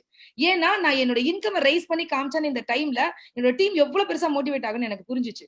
சோ அதனால வந்து பாத்தீங்கன்னா எனக்கு வந்து பாத்தீங்கன்னா ஒரு விஷயம் பிடிக்காதுங்க. என்னன்னா என் டவுன்லைன் இவங்களை நம்பிட்டு இருந்தேன், அதுக்கப்புறம் இவங்க வந்து பாத்தீங்கன்னா பண்ணவே இல்லைன்னு எனக்கு சொல்ல பிடிக்காது. இது ஏன் பிசினஸ், நான் தான் பண்ணணும், நான் தான் செய்யணும். அப்ப நான் தான் பண்ணணும், நான் தான் செய்யணும்ன்றதால நான் யாரையுமே வந்து பாத்தீங்கன்னா இவங்க பண்ணுவாங்கன்னு எதிர்பார்க்க மாட்டேன். என் பிசினஸ் நான் பண்ணணும்னு நினைப்பேன். டெய்லி நான் அப்படிதான் நினைப்பேன். இது ஏன் பிசினஸ், நான் தான் பண்ணணும். இது ஏன் பிசினஸ், நான் தான் பண்ணணும். ஒவ்வொரு நாளும் நான் அப்படிதான் என்ன மோட்டிவேட் பண்ணிட்டு ஓடிட்டே இருந்தேன். பயங்கரமான ஒரு இந்த 31,000 இன்கம் வீட்டுல இருக்கவங்க எல்லாம் திரும்பி பார்க்க ஆரம்பிச்சாங்க. ஹஸ்பண்ட் நிறைய சப்போர்ட் நான் இனிமே கொடுக்குறேன்னு சொல்ல ஆரம்பிச்சாரு. ரொம்ப பெரிய மோட்டிவேஷனோட மிகப்பெரிய இதோட நான் இந்த ஆரம்பிச்சேன். இந்த பிசினஸ் ரொம்ப லவ் பண்ண ஆரம்பிச்சிட்டேன். ஏன்னா பிகாஸ் என்ன இந்த 31,000 இன்கம் பயங்கரமா லவ் பண்ண வச்சுச்சு. அதுக்கப்புறம் 28,000, அதுக்கப்புறம் 35,000, அதுக்கப்புறம் 40,000 ரூபாய் இன்கம். சோ ஃப்ரெண்ட்ஸ் இந்த ஃபர்ஸ்ட் டைம் பாலி சார் வந்தப்போ இந்த மீட்டிங்ல எல்லாரும் ஒரு விஷயத்த சொல்லிட்டே இருந்தாங்க. என்ன தெரியுமா? நான் டைமண்ட் ஆக போறேன், நான் டைமண்ட் ஆக போறேன். மேடை ஏறி எல்லாரும் சொன்னாங்க. அப்பெல்லாம் நிறைய லெவல்ஸ்ல இருந்தவங்க எல்லாம் சொன்னாங்க. எனக்கு அப்ப நான் பெரிய லெவல்லயும் இல்லையா, எனக்கு டைமண்ட் ஆகணும்னு ஆசை. எல்லாரும் சொல்றாங்களே பாலி சார் கிட்ட டைமண்ட் ஆகணும், டைமண்ட், நம்மளும் டைமண்ட் ஆகணும். அந்த வெறிய மட்டும் விதையா உள்ள போட்டுக்கிட்டேன். எனக்கு பிளான் எல்லாம் தெரியாது. 4 பேரை டைரக்டர் முடிக்க வச்சா டைமண்ட், அவ்வளவுதான் தெரியும். சோ டைமண்ட் ஆகணும், டைமண்ட் ஆகணும், அதுக்கான போக்கஸ், அதுக்கான ஒர்க் அப்படின்னு சொல்லிட்டு போக ஆரம்பிச்சேன். ஏன்னா எனக்கு ஃபர்ஸ்ட் அவார்ட் ஃபங்க்ஷன் வந்து பாத்தீங்கன்னா பாலி சார் வராருன்னு சொல்லியிருந்தாங்க. என்னைக்கு ஃபர்ஸ்ட் டே பாலி சாரை பார்த்தனோ அவர்தான் என்னோட ஹீரோ அப்படின்னு நான் புரிஞ்சுக்கிட்டேன். பாலி சாரை பார்க்கும் போதெல்லாம் ஏதோ ஒரு அச்சீவ்மெண்ட் நம்ம சொல்லிடணும் அப்படின்றது மிகப்பெரிய ஆசையா இருந்தது எனக்கு. சோ ஃபர்ஸ்ட் அவார்ட் செரமனி என் லைஃப்ல மறக்க முடியாத ஒரு நாள். எனக்காக 2 விஐபி சேர் எல்லாம் போட்டிருந்தாங்க. டைமண்ட்லாம் பெரிய பொசிஷன்லாம் எனக்கு தெரியாது. டைமண்ட் அப்படின்னு சொன்னோனும் பயங்கரமான பொசிஷன்லாம் ஒண்ணுமே தெரியாது. ஆனா நான் இந்த வந்து பாத்தீங்கன்னா ஒரு பட்டு சாரி கட்டியிருப்பேன் இல்லையா. இந்த பட்டு சாரி கட்டினதை பார்த்துட்டு ராஜன் சார் வந்து போனோன்னு கேட்ட, பட்டு சாரி பார்த்தா யூனிஃபார்ம் போடலையான்னு கேட்டாரு. ரொம்ப கோச்சிக்கிட்டாரு என் மேல. நான் வந்து பாத்தீங்கன்னா சொன்னேன், சார் யூனிஃபார்ம்லாம் எதுக்கு சார், நான் வர மொட்டைலாம் அடிச்சிருக்கேன் சார், யூனிஃபார்ம்லாம் போட பர்சனாலிட்டியே இருக்காது சார் அப்படின்னு சொல்லிட்டு. அவருக்கு அதெல்லாம் புரியல. ஆனா அந்த மீட்டிங்ல பாலி சார் பேசும்போது நான் எதுக்காக இந்த யூனிஃபார்மை கொண்டு வந்தேன் அப்படின்னு சொன்னாரு. நிறைய ஜெயிச்சதுக்கு அப்புறமா நிறைய பேர் ஒரு ஃபங்க்ஷன் வரும்போது நிறைய ஜெயிச்சவங்க பயங்கர ஆர்னமெண்ட்ஸோட பயங்கரமா ஒரு பெரிய இதுவா இருப்பாங்க. அப்போ உள்ள வர புதுசா ஒருத்தருக்கு அவங்கள லீடர்னு அவங்க கிட்ட பேச தயங்குவாங்க. நான் யூனிஃபார்ம் போட்டிருந்தா எல்லாரும் சரிசமம், எல்லாரும் எல்லாத்தையும் வந்து பேசுவாங்க, அதனால தான் யூனிஃபார்ம் போட சொல்லியிருக்கேன் அப்படின்னு. எனக்கு வாழ்க்கையே கொடுத்துருக்கு இந்த கம்பெனி. இதுக்கப்புறம் என்னோட நிறைய போட்டோஸ் நீங்க பாத்துருந்தா யூனிஃபார்ம் நான் ரொம்ப லவ் பண்ணுவேன். இந்த யூனிஃபார்ம் என்னோட கௌரவம், என்னோட மரியாதை நான் புரிஞ்சுக்கிட்டேன். சோ அன்னைக்கு நான் போடல. பட் அன்னைக்கு வந்து டைமண்ட் டைரக்டர்ன்றது பெரிய அவார்ட்னா எனக்கு தெரியாதுங்க. ஆனா அந்த மொமெண்ட் என்ன டைமண்ட் டைரக்டர்னு கூப்பிட்டாங்க. அப்படி ஒரு சந்தோஷத்தோட அந்த டைமண்ட் டைரக்டர் அவார்டு வாங்கினேன். நீங்க எல்லாரும் அதை பாக்குறதுக்கு ரெடியா இருக்கீங்களா? சோ பாக்கலாம்.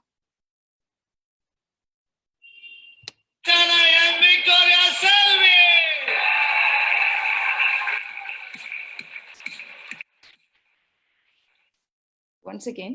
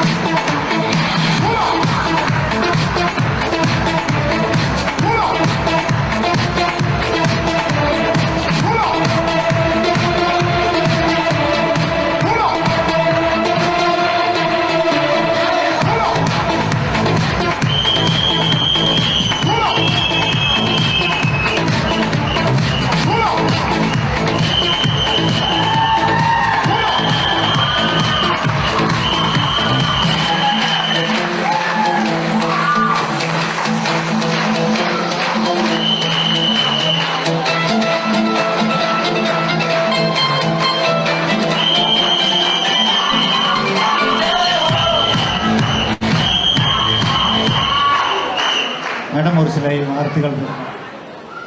Good morning friends.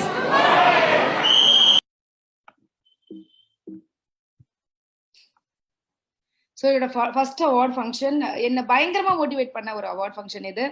ஏன் அப்படின்னு சொன்னா, அப்போ வந்து பாத்தீங்கன்னா நான் பாலி சார் மீட் பண்றேன். பாலி சார் டைமண்ட் டைரக்டர்னு அவ்வளோ சந்தோஷம் அவங்களுக்கு.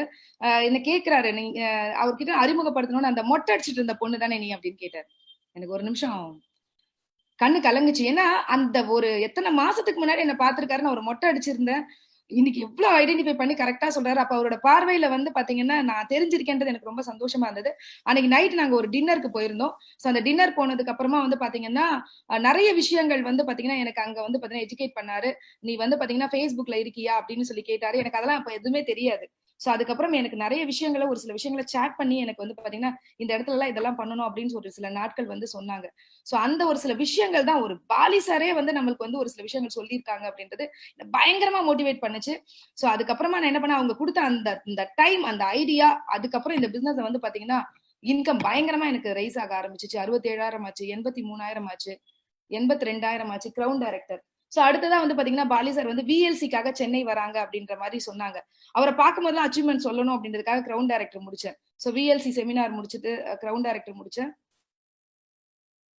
சோ 79,000 ஆச்சு, 86,000 ஆச்சு என்னோட ஃபர்ஸ்ட் ஃபாரின் ட்ரிப். இந்த ஃபாரின் ட்ரிப் அப்படின்றதும் என்னோட பெரிய கனவுகள். அப்படின்னா நான் ஃபிளைட்ல வந்து டெல்லி கூட போனது கிடையாதுங்க. என் ஹஸ்பண்ட கேட்பேன், நல்லா சம்பாதிச்சதுக்கு அப்புறம் ஒரே ஒரு டெல்லி கூட்டு போயிட்டு வரீங்களா அப்படின்னு. நான் டெல்லி கூட போனது கிடையாது. சோ ஃபர்ஸ்ட் வந்து ராஜன் சார் வந்து பாத்தீங்கன்னா டெல்லிக்கு வந்து பாத்தீங்கன்னா கூட்டிட்டு போயிட்டு தான் அதுக்கப்புறம் யூரோப் கூட்டு போனாங்க. அதுக்கப்புறம் டெல்லியில போய் தாஜ்மஹால்லாம் பார்த்துட்டு அதுக்கப்புறம் தான் போனோம். First flight, first trip. இந்த ட்ரிப்ல நான் ஒரு விஷயத்த கத்துக்கிட்டேன். என்ன தெரியுமா? இந்த ட்ரிப்ல நிறைய பேர் வந்திருந்தாங்க. எம்டிஸ் எல்லாம் இவ்வளவு நல்லா பழகுவாங்கன்னு புரிஞ்சுக்கிட்டேன். நிறைய பேர் வந்து நல்ல ரிச் கேட்டகரியில இருக்கவங்க நிறைய பேர் வந்திருந்தாங்க. அவங்க கிட்ட நான் பேசும்போது, நீங்க எதுக்கு இந்த பிசினஸ் பண்றீங்க அப்படின்னு கேட்டா அவங்க சொல்லுவாங்க, எங்களோட ட்ரீம்காக இந்த பிசினஸ் பண்றோம் அப்படின்னு. எனக்கு ஒரே ஒரு விஷயம் தாங்க புரிஞ்சுது. அவங்க எல்லாம் ட்ரீம்காக பண்றாங்க, நான் நீடுக்காக பண்றேன். அப்ப நீடி இந்த பிசினஸ்ல 2 கேட்டகரி இருப்பாங்க. ஒருத்தர் நீடி, இன்னொருத்தர் ட்ரீமர். நான் நீடி. அப்ப நான் இன்னும் எவ்வளவு சின்சியரா பண்ணேன் இந்த பிசினஸ். அதை புரிஞ்சுக்கிட்டு வந்தேன். என்னோட ஃபர்ஸ்ட் ட்ரிப் குழந்தைக்கு ஆக்சிடென்ட் ஆனதுனால பெருசா ட்ரெஸ்ஸஸ் எல்லாம் கூட அந்த மாசம் ஃபுல்லா வந்து பாத்தீங்கன்னா நிறைய நாட்கள் ட்ரெஸ் எடுக்கிறதுக்கே போச்சு. பார்த்து ட்ரெஸ் எடுத்துட்டு போயிட்டு பண்ணோம். சோ அதுக்கப்புறமா ட்ரிப் போயிட்டு வந்தேன். ரொம்ப இன்ட்ரெஸ்ட் ஆயிட்டேன் இந்த பிசினஸ்ல. ஏன்னா இந்த உலகம் ஃபுல்லாவே நிறைய இன்ட்ரெஸ்டான விஷயங்கள் இருக்கு. சோ நம்ம தயாராயிட்டோம்னா இந்த உலகம் ஃபுல்லாவே நம்ம பார்க்க முடியும் நான் புரிஞ்சுக்கிட்டேன். சோ அதுக்கப்புறம் involvement. Tell me I will teach. So tell me I will forget. Teach me I will remember. Involve me I will learn. Friends, சொன்னா மறந்துடுவோம், கத்து கொடுத்தா ஞாபகம் வச்சுப்போம். இன்வால்வ் பண்ணி விட்டுட்டோம்னா நிறைய கத்துப்போம். நான் இந்த பிசினஸ்ல புரிஞ்சுக்கிட்டது, இது என்னோட பிசினஸ். நான் இன்வால்வ் ஆயிட்டேன். அந்த மாதிரிதான் உங்க கீழே ஒவ்வொருத்தருக்கும் நீங்க சொல்லி கொடுங்க, டீச் பண்ணுங்க, அவங்கள இன்வால்வ் பண்ண விடுங்க. இன்வால்வ் மட்டும் இந்த பிசினஸ்ல பண்ண வச்சுட்டீங்கன்னா அதுக்கப்புறம் இது அவங்க பிசினஸ் எடுத்துக்கிட்டாங்கன்னா இந்த பிசினஸ்ல நீங்க செய்ய வேண்டியது அவ்வளவுதான். இந்த பிசினஸ் உங்களுக்கு தேவை 6 பேர். இந்த 6 பேருக்கு முதல்ல சொல்லி கொடுங்க. அதுக்கப்புறம் அவங்களுக்கு வந்து பாத்தீங்கன்னா கத்து கொடுங்க. அவங்க கத்து கொடுக்குறாங்களான்னு கவனிங்க. ஒரு ஸ்டேஜ்ல அவங்க இன்வால்வ் ஆயிடுவாங்க. இன்வால்வ் ஆயிட்டா இது அவங்க பிசினஸ் புரிஞ்சுக்கிட்டாங்கன்னா உங்களுக்கு லைஃப்ல சக்சஸ் வந்துடும். சோ இன்வால்வ் ஆனதுக்கு அப்புறம் இம்ப்ரூவ்மெண்ட் வர ஆரம்பிச்சிடும். இன்ட்ரெஸ்டும் இன்வால்வ்மெண்ட்டும் தாங்க இம்ப்ரூவ்மெண்ட். என்னைக்குமே நான் வந்து நாளைக்குன்னு எந்த விஷயத்தையும் தள்ளி போட்டதே கிடையாதுங்க. எந்த சூழ்நிலை இருந்த போதும், குழந்தைக்கு ஆக்சிடென்ட் ஆன சூழ்நிலையா இருக்கட்டும், எதையுமே நாளைக்கு நான் தள்ளி போட்டதே கிடையாது. இதை ஏன் இப்படி சொல்றேன் அப்படின்னு சொன்னா, நிறைய நாட்கள் நான் டிராவல் பண்ணிருக்கேன். இந்த டிராவல் பண்ணும்போது இனிஷியல் டேஸ்ல எல்லாம் என்கிட்ட காசு கூட இருக்காதுங்க. எங்க வீட்டுல எல்லாம் வந்து பாத்தீங்கன்னா வெளியில எல்லாம் அந்த மாதிரி அனுப்ப மாட்டாங்க. ஆனா நான் வந்து ஏசி கம்பார்ட்மெண்ட் புக் பண்ணிட்டுவோ இல்ல போற அளவுக்கு எல்லாம் வசதி கூட கிடையாது. நார்மலா புக் பண்ணும்போது பாத்தீங்கன்னா வெயிட்டிங் லிஸ்ட்ல இருக்கும், கிடைக்காது டிக்கெட்டு. சோ அந்த மாதிரி டைம் எல்லாம் எத்தனையோ நாட்கள் சூட்கேஸ் மேல டாய்லெட் பக்கத்துல எல்லாம் உட்காந்து நான் டிராவல் பண்ணிருக்கேன். மனசு அந்த டைம்ல எல்லாம் ரொம்ப வலிக்கும். ஆனா எனக்கு மனசு ஒண்ணு சொல்லிக்கிட்டே இருக்கும், நான் கண்டிப்பா பெருசா வர போறேன்றத மட்டும். எந்த சூழ்நிலை கஷ்டம் வந்தாலும் என்ன நிறைய பேர் வர சொல்லுவாங்க. என்ன அவுட் ஆஃப் ஸ்டேஷன்லாம் ஏங்க நான் என்னைக்குமே என்ன லேடியா நினைச்சதே கிடையாதுங்க. நிறைய பேர் என்ன நினைக்கிறோம் அப்படின்னு சொன்னா, நாம ஒரு லேடி, நம்மள எல்லாம் பண்ணவே முடியாது அப்படின்னு நினைக்கிறோம். ஃப்ரெண்ட்ஸ், ஒரு விஷயத்த நல்லா புரிஞ்சுக்கோங்க. பெண்களால இந்த பிசினஸ் நல்லா பண்ண முடியும். ஏன் தெரியுமா? ஆண்கள் நிறைய பேரால எல்லார் வீட்டுக்குள்ளேயும் நுழைஞ்சிட முடியாது, பெண்கள் ஈஸியா நுழைய முடியும். ஆண்கள் ஒருத்தர்கிட்ட போய் ஒரு லேடி கிட்ட டக்குன்னு பேசிட முடியாது, பெண்கள் பேசிட முடியும். அதை விட ஒரு பெரிய விஷயம் சொல்லட்டுமா? நம்ம உன்னதமான எவ்வளவு அற்புதமான ஆண்கள் கூட இருக்கோம், என்ன மாதிரி ஒரு சமுதாயத்துல பிறந்திருக்கோம்னு. நிறைய இந்த உலகத்துல ஆண்களும் நம்மள மாதிரிதான் கஷ்டப்படுறாங்க, நம்மள மாதிரிதான் வேலை செய்யறாங்க, நம்மள மாதிரிதான் எல்லாமே பண்றாங்க. ஆனா இந்த உலகத்துல ஒரு பெண் ஜெயிச்சா அவளை தலையில தூக்கி வச்சு கொண்டாடுற உலகத்துல அந்த மாதிரி ஒரு சொசைட்டில நம்ம பிறந்திருக்கோம்னா அப்ப நம்ம தானங்க சூப்பரா பண்ணணும்.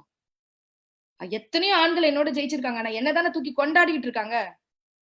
அப்ப அந்த மாதிரி கொண்டாடுற சமுதாயத்துல நம்ம பிறந்திருக்கோம் அப்படின்னா அப்ப லேடி அப்படின்னு சொல்லிட்டு எப்பவுமே சாதாரணமா பாக்காதீங்க.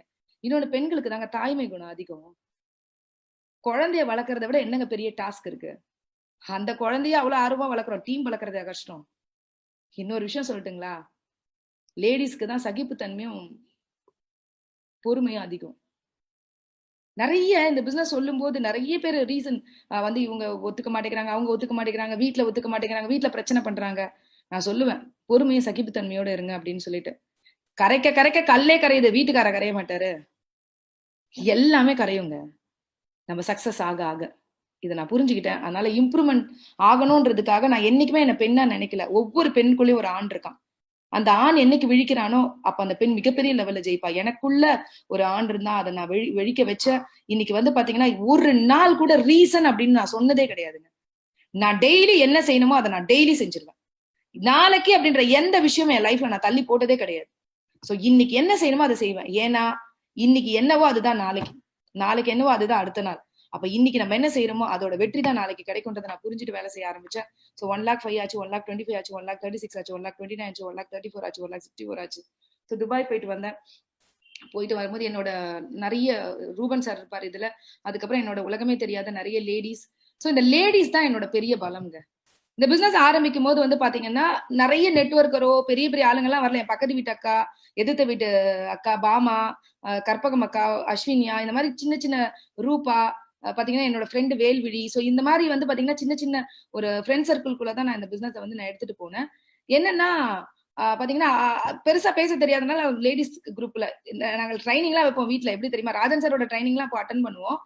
ராஜன் சாரோட சிஎன்டி எல்லாம் வந்து பாத்தீங்கன்னா அப்பெல்லாம் வந்து பாத்தீங்கன்னா ஸ்கிரிப்ட் எல்லாம் எழுதி அவர் எப்படி பிரசென்ட் பண்றாரு, ஸ்கிரிப்ட் எழுதி அருணாச்சலம் சார் கொடுத்தாரு. அந்த ஸ்கிரிப்டை வச்சுட்டு நாங்க எல்லாம் சாப்பாடு கட்டிட்டு வந்துரும் வீட்டுல.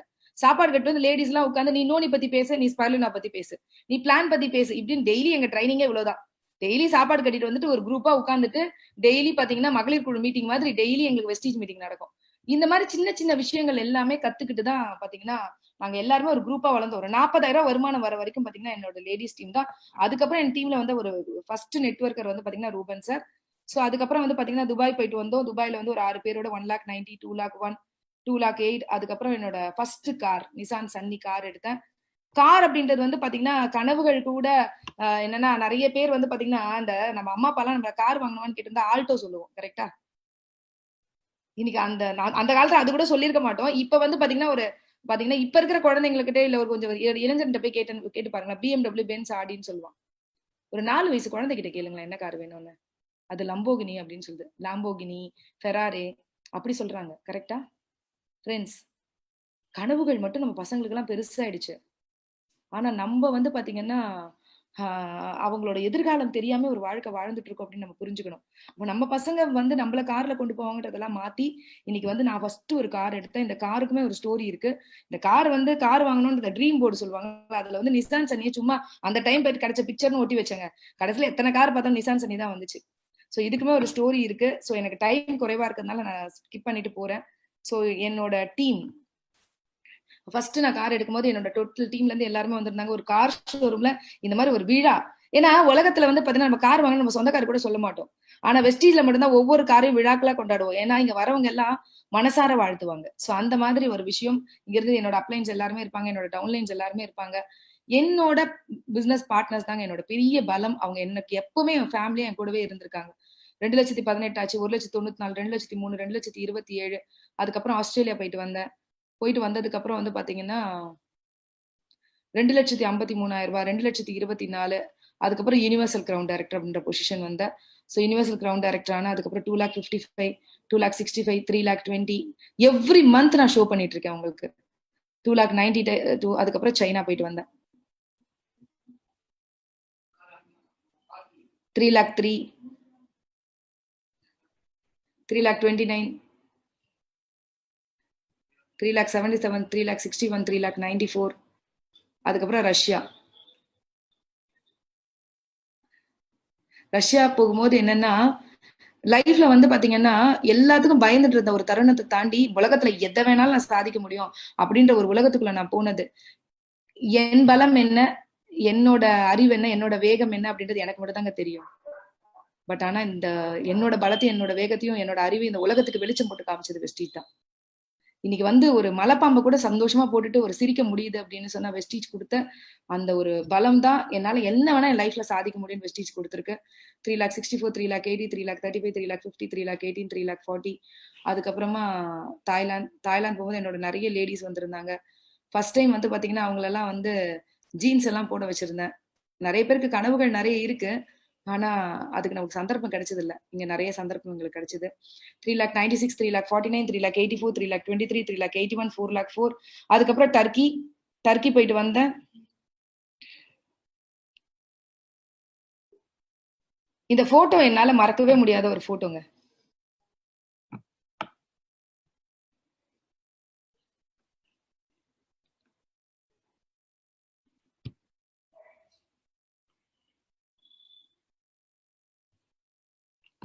ஏன்னா என்னோட மேரேஜ்க்கு கூட நான் பெருசா மேக்கப் பண்ணிக்கல அப்படின்னு நான் சொன்னேன்ல.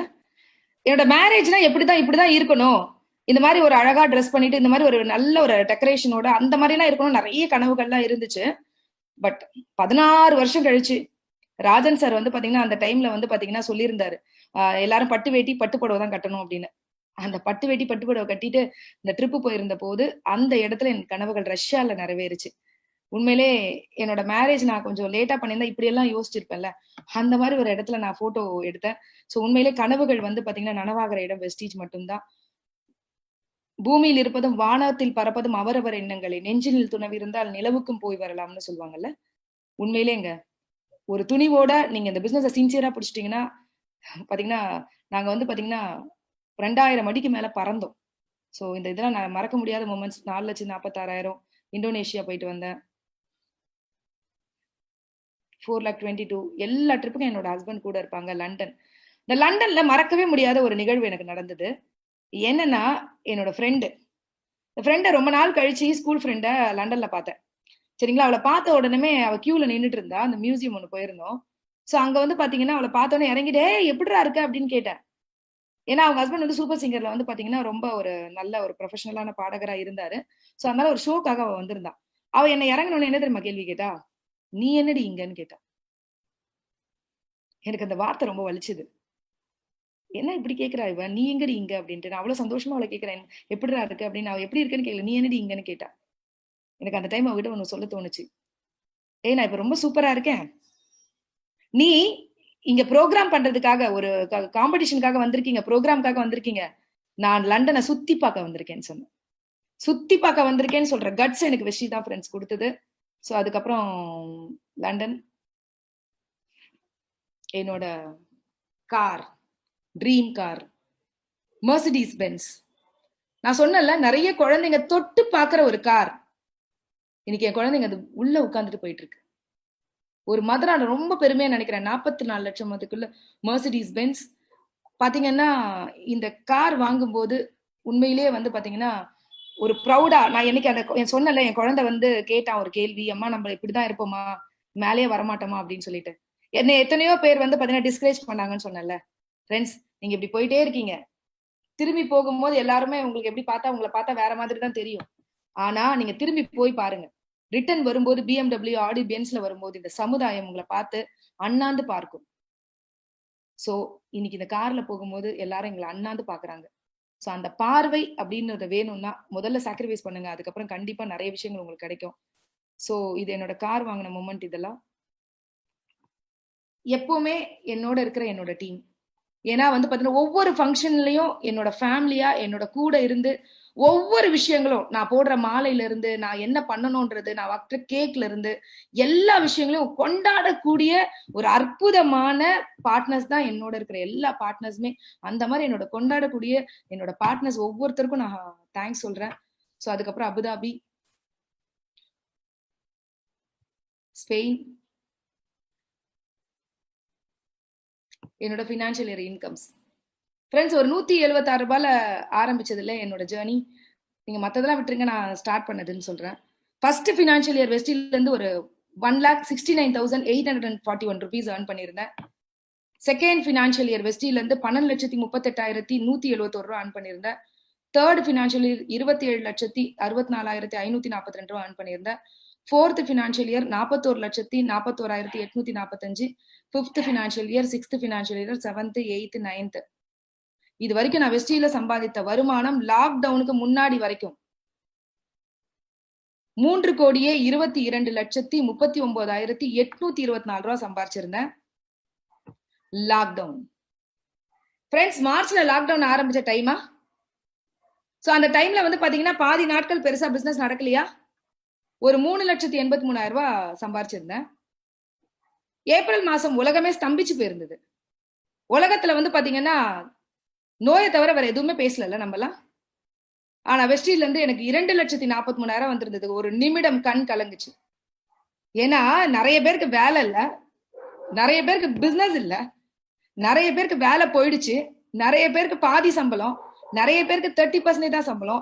அந்த மாதிரி எல்லாரும் புலம்பிட்டு இருந்த ஒரு டைம்ல வெஸ்டீஜ் அப்படின்ற இடத்துல நான் டெடிகேஷனா என்னோட வாய்ப்பை கொடுத்து டெய்லி நான் என்ன செய்யணுமோ அதை கரெக்டா செஞ்சு நான் என்னோட ஒர்க்கை பார்த்துக்கிட்டே இருந்ததுனால என்ன நடந்துச்சு அப்படின்னு சொல்லி பாத்தீங்கன்னா 2,43,000 ரூபாய் எனக்கு தான் வந்து அக்கௌண்ட்ல விழுந்தது. ஏன்னா வெஸ்டீஜோட எஸ்டாப்ளிஷ் பண்ணிருக்காங்க. இன்னைக்கு வந்து பாத்தீங்கன்னா 4,500 ஆபீஸ் ஆல் ஓவர் இந்தியால, எசென்ஷியல் ப்ராடக்ட். இனிமே இந்த உலகத்துல 2 விஷயம் தான் இருக்கும்னு நான் புரிஞ்சுக்கிட்டேன். ஒன்னு லைஃப், இன்னொன்னு லிவிங் குட்ஸ். லைஃப்கான ப்ராடக்ட்ஸ் மட்டும் தான் இனிமே உலகத்துல போவோம். வெஸ்டி லைஃப்கான ப்ராடக்ட் வச்சிருக்கா இல்லையா? இன்னொன்னு லிவிங் குட்ஸ். அப்ப பாத்தீங்கன்னா அன்றாடம் அத்தியாவசியமான பொருட்கள் இது ரெண்டுமே இங்க இருக்கு. அதனாலதான் அந்த லாக்டவுன் பீரியட்ல கூட எந்த தடையுமே இல்லாம எங்க வியாபாரம் நடந்தது. புதுசா யாரும் வரல, ஆனா எல்லாரும் வீட்டுக்கு வாங்கினாங்க. 2,43,000 இன்கம். மே மாதம் எனக்கு மேஜிக் புரிய ஆரம்பிச்சிச்சு. மொபைல்ல சும்மா வந்து பாத்தீங்கன்னா ஜூம்ல வந்து போன்லயே பேச ஆரம்பிச்சிருந்தேன். ஜூன் மாதம் நிறைய கத்துக்கிட்டேன் டெக்னாலஜியா. ஏன்னா வீட்டுல வைஃபை போட்டேன். ஏன்னா அப்ப ரெட் அலர்ட் ஏரியாங்கிறதுனால வைஃபை கூட போட முடியல. சோ மேல வந்து வைஃபை போட ஆரம்பிச்சேன், நிறைய பேச ஆரம்பிச்சேன். சோ அதுக்கப்புறமா வந்து பாத்தீங்கன்னா ஜூன்ல வந்து பாத்தீங்கன்னா லேப்டாப், ஜூம், நிறைய மீட்டிங்ஸ் இந்த மாதிரி எல்லாம் கண்டக்ட் பண்ண ஆரம்பிச்சிட்டேன். சோ ஒரு விஷயத்த புரிஞ்சுக்கிட்டேன். ஒருத்தரை நான் போய் சந்திக்கிறதுக்கு 2 நாள் 3 நாள் ஆகும். ஒரு கண்ட்ரி விட்டு கண்ட்ரி போனோம்னா நிறைய நாட்கள் ஆகும் இல்லையா? ஆனா ஒரு செகண்ட்ல நான் நினைச்சா இந்த டிஜிட்டல் உலகத்துல ஒருத்தரை மீட் பண்ணிட முடியும் அப்படின்னு நான் புரிஞ்சுக்கிட்டேன். சோ ஜூன் மாதம் என்னோட இன்கம் 5.5 லட்சம் ரூபாய். ஜூலை மாதம் என்னோட இன்கம் 7,10,000 ரூபாய். ஆகஸ்ட் மாதம் என்னோட இன்கம் 6,72,000 ரூபாய். நேத்து இன்கம் எல்லாருக்கும் ஜென்ரேட் ஆச்சுல. என்னோட இன்கம் 6,85,896 ரூபாய்.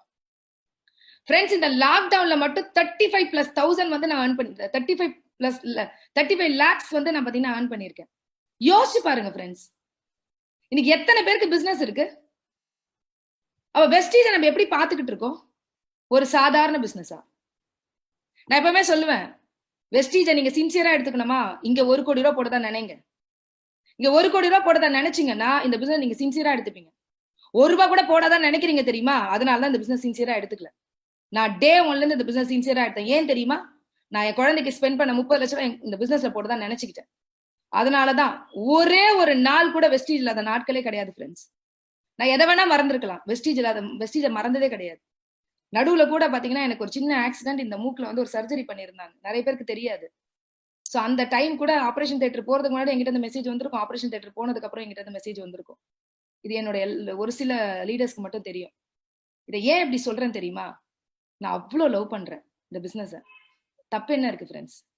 அந்த அளவுக்கு வெறித்தனமா லவ் பண்றதால என்ன? இன்னைக்கு என் குடும்பம் மாறி இருக்கு, என்னோட லைஃப் ஸ்டைல் மாறி இருக்கு, என்னோட எல்லாமே மாறி இருக்கு. இன்னைக்கு ஒரு நிரந்தர வருமானம், என்னோட பசங்களை பத்தின கவலையே இல்லாத ஒரு வாழ்க்கை, இது எல்லாமே எனக்கு வெஸ்டீஜ் தான் கொடுத்துருக்கு. ஃப்ரெண்ட்ஸ் மத்தியில எனக்கு ஒரு பெரிய கௌரவம்.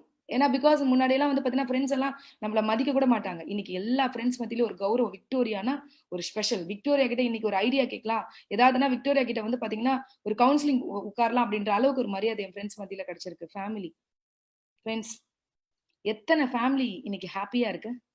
நம்ம நினைப்போம் நம்ம ஃபேமிலியை ரொம்ப ஹாப்பியா வச்சுக்கணும் அப்படின்னு. நிறைய பிரச்சனைகளால, காம்ப்ரமைஸ் லைஃப்னால ஒவ்வொரு நாள் முகத்தை பார்த்து அம்மா அப்பா பேசிக்கிறோமா? இல்ல ஹஸ்பண்ட் ஒய்ஃப் பேசிக்கிறோமா? குழந்தைங்களோட பேச டைம் இருக்கா? எதுவுமே இல்லை. ஆனா இன்னைக்கு எல்லா சந்தோஷத்தோட எங்க ஃபேமிலி என்ஜாய் பண்ணிட்டு இருக்கு வெஸ்டீஜ் மூலமா. ஃபேம், இதை நான் சொல்லியே ஆகணும்.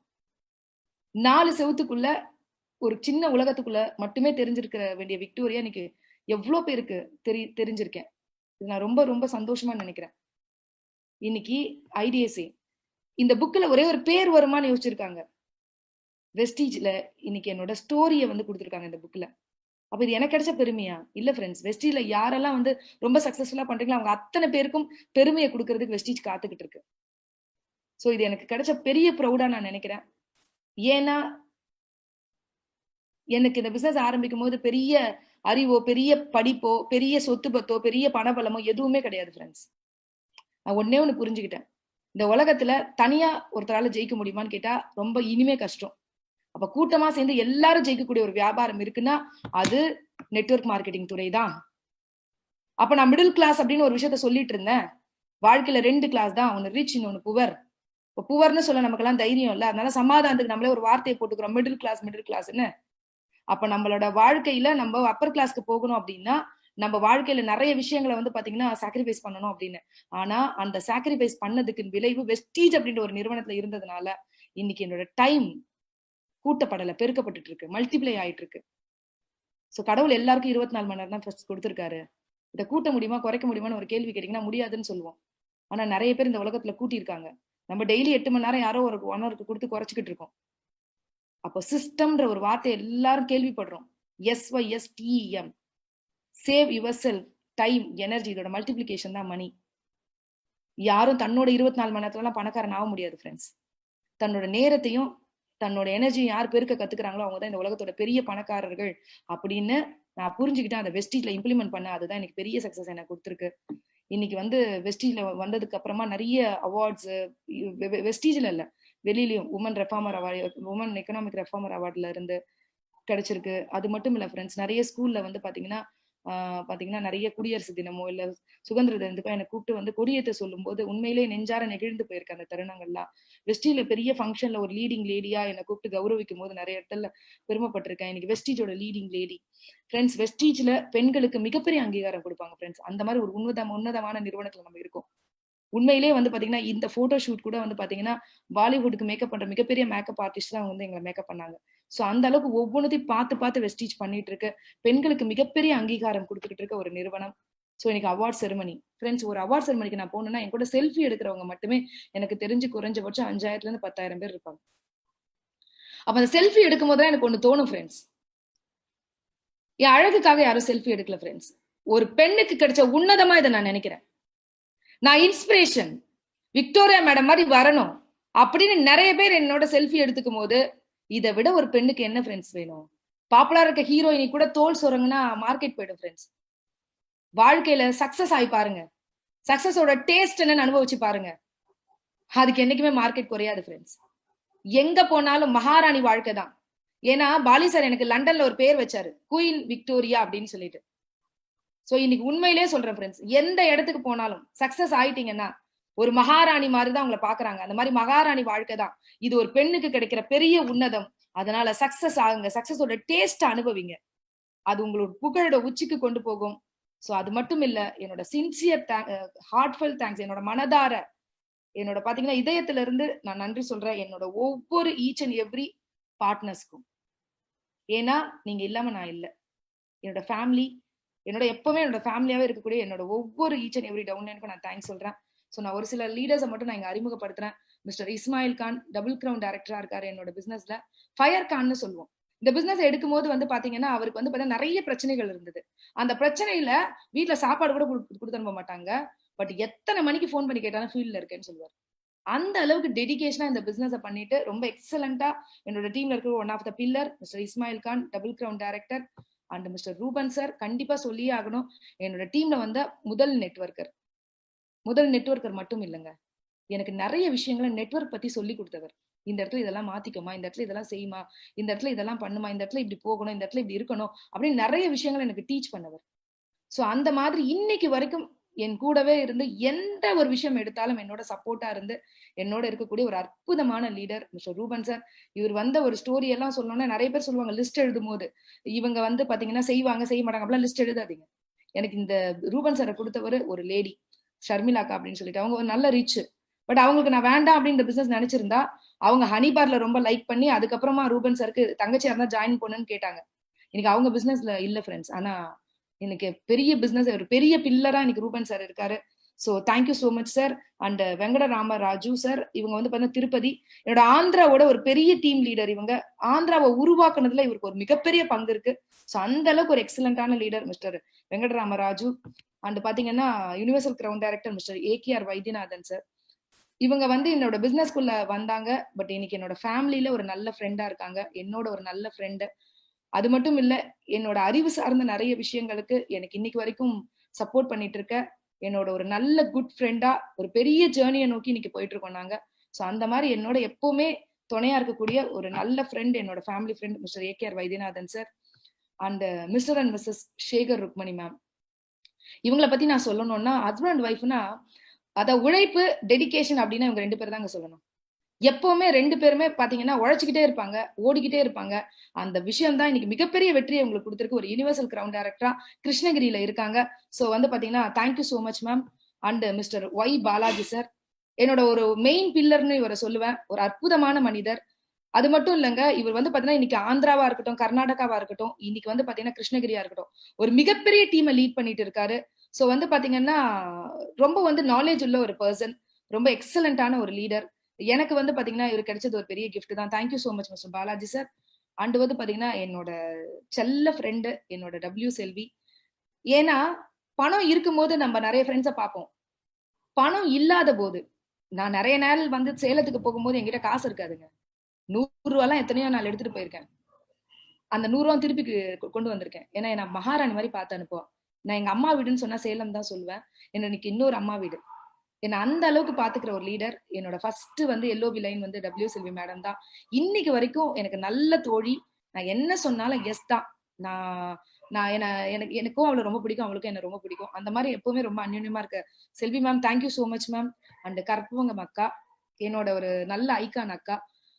அக்கா இனிஷியல் ஸ்டேஜ்ல வந்து அக்கா வந்தப்போ வந்து பாத்தீங்கன்னா ஃபர்ஸ்ட் ஒரு 500 ரூபாய் செக் வரும்போது அக்கா என்ன கூப்பிட்டு கேட்டாங்க.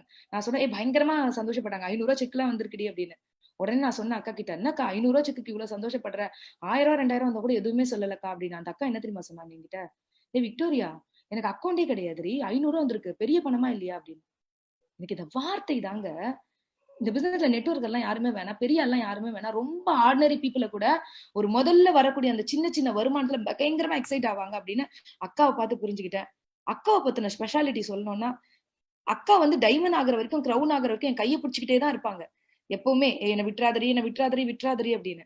ஆனா கிரவுன் ஆனதுக்கு அப்புறம் அக்கா இன்னைக்கு வரைக்கும், அதாவது வந்து ஒரு இண்டிவிஜுவல் லேடியா எதுக்குமே எல்லாத்தையுமே என்னால பாத்துக்க முடியும், என்னால செய்ய முடியும். அக்கா கிட்ட எனக்கு ரொம்ப பிடிக்கும் இது. அந்த அளவுக்கு தன்னோட கட்ஸ்ல சூப்பரா பிசினஸ் பண்ணிட்டு இருக்க ஒரு எக்ஸலண்டான லேடி பாத்தீங்கன்னா கற்பகம் அக்கா. அதுக்கப்புறம் பாத்தீங்கன்னா ரவிச்சந்திரன் அப்பான்னு தான் சொல்வேன். சோ ரவிச்சந்திரன் சாரை பொறுத்த வரைக்கும் எங்களோட டீமோட யங்ஸ்டர் இவர் தான். சுறுசுறுப்பா இருப்பாரு, எப்பவுமே கிரவுண்ட் டைரக்டரா இருக்காரு. ரொம்ப ரொம்ப ஒரு எக்ஸலண்டான லீடர். அதுக்கப்புறம் மிஸ்டர் குமரவேல் சார் தாராபுரம், ரொம்ப டெடிகேஷனான லீடர். அதாவது தாராபுரத்துக்கு போகும்போது ஒரே ஒரு விஷயத்த மட்டும் தான் நான் யோசிச்சு போனேன், டிசிப்ளின் அப்படின்னா இவர்கிட்ட பாக்கலாம். நான் தாராபுரத்துக்கு போகும்போது எதுவுமே கொண்டு போக மாட்டேங்க. என்ன மகாராணி மாதிரி வரவேற்று அந்த மீட்டிங்கை எடுத்து கரெக்டா நான் போகும்போது எல்லாத்தையும் பக்காவா ரெடி பண்ணி பக்காவா அனுப்பக்கூடிய ஒரு டிசிப்ளின் உள்ள ஒரு எக்ஸலண்டான லீடர் மிஸ்டர் குமரவேல் சார். அந்த உதயமூர்த்தி ரொம்ப திறமையான ஒரு பர்சன், சேலத்துல இருக்காரு. இவர் வந்து பாத்தீங்கன்னா கிரவுண்ட் டைரக்டரா இருக்காரு, சேலத்தோட ஒரு எக்ஸலண்டான லீடர். அண்ட் அகைன் வந்து பாத்தீங்கன்னா இமபூஷணம் பிரசாத், இவங்க வந்து பாத்தீங்கன்னா ஆந்திராவோட ஒரு பெரிய டீம் இவங்க தான் லீட் பண்ணிட்டு இருக்காங்க. சோ கிரவுண்ட் டைரக்டரா இருக்காங்க, திருப்பதியில இருக்காங்க, ரொம்ப எக்ஸலண்டான ஒரு லீடர். அதுக்கப்புறம் வந்து பாத்தீங்கன்னா நம்மளோட சாரி இவங்களோட பேர் வந்து ஹிமபூஷணனே போட்டுட்டாங்க, நம்ம Ramakrishna sir. Very very sorry Ramakrishna sir. Ramakrishna sir வந்து பாத்தீங்கன்னா உங்களுக்கு வந்து விஜயவாடால இருக்காங்க. ஒரு எக்ஸலண்டான ஒரு மீடியா பர்சன்ல இருந்து இங்க வந்து ரொம்ப சக்சஸ்ஃபுல்லா, ரொம்ப எக்ஸலண்டா இந்த பிசினஸ் ரன் பண்ணிட்டு இருக்காரு. Thank you so much sir. And வந்து பாத்தீங்கன்னா மிஸ்டர் துர்கா ஸ்ரீனிவாசு, இவர் வந்து பாத்தீங்கன்னா காக்கிநாடால இருக்காரு, கிரவுண்ட் டைரக்டரா இருக்காரு. Thank you so much. And Krishna Reddy Tirupati crown director, thank you so much. And Inbaraja Sasikala madam, டெடிகேஷனான husband and wife and crown டைரக்டரா இருக்காங்க சென்னை. அண்ட் பாத்தீங்கன்னா கிருஷ்ணகிரியோட ஒரு பெரிய டீமோட லீடரா இருக்கிற மிஸ்டர் சிவகுமார் சார், ஒரு ரொம்ப எனர்ஜெட்டிக்கான ஒரு பர்சன் இவரு. சோ அதுக்கப்புறம் நம்மளோட மோகன் ஜெயலட்சுமி மேம் கிருஷ்ணகிரியில இருக்காங்க, ரொம்ப சக்சஸ்ஃபுல் லீடர். அண்ட் தென்றல் மகேஷ், தென்றல் மேம் வந்து இந்த பிசினஸ் சூப்பரா பண்ணிட்டு இருக்காங்க. தென்றல் மகேஷ் அவங்க வந்து பாத்தீங்கன்னா கிருஷ்ணகிரி கிரவுண்ட் டைரக்டரா இருக்காங்க. அண்ட் வந்து பாத்தீங்கன்னா சேகர்வேல் சித்ரா மேம் நம்ம ரூபன் சார் டீம்ல இருக்கக்கூடியவங்க, திருச்சியில இருக்கக்கூடிய என்னோட கிரவுண்ட் டைரக்டர். அண்ட் சென்னையில இருக்கக்கூடிய மிஸ்டர் ரதா ரவிகாந்த், இவங்க ஒன் ஆஃப் த பில்லரா இருக்காங்க. அண்ட் மகாலட்சுமி பாத்தீங்கன்னா கிரவுண்ட் டைரக்டர், இப்பதான் கிரவுண்ட் டைரக்டர் ஆனாங்க, ஒரு ரொம்ப எனர்ஜெட்டிக்கான ஒரு எக்ஸலண்டான லேடி. அண்ட் வினோதினி மேடம் இப்ப புதுசா கிரவுண்ட் ஆகி ரொம்ப சக்சஸ்ஃபுல்லா பண்ணிட்டு இருக்காங்க. அதே மாதிரி என்னோட ஃபர்ஸ்ட் ஜாயினிங் என்னோட பிரதர், நான் சொன்னேன் இல்லையா, என்னோட ஃபர்ஸ்ட் ஜாயினிங் நான் சொன்ன உடனே எஸ் சொல்லிட்டு சைன் போடுறது எங்க 2 பேர் தான். என்னோட பிரதர் அண்ட் என்னோட ஹஸ்பண்டோட தம்பி ஒய்ஃப் வேல்விழி, இவங்க 2 பேருமே வந்து பாத்தீங்கன்னா இன்னைக்கு ஒரு டைமண்ட் டைரக்டரா ரொம்ப சக்சஸ்ஃபுல்லா இந்த பிசினஸ் பண்ணிட்டு இருக்காங்க.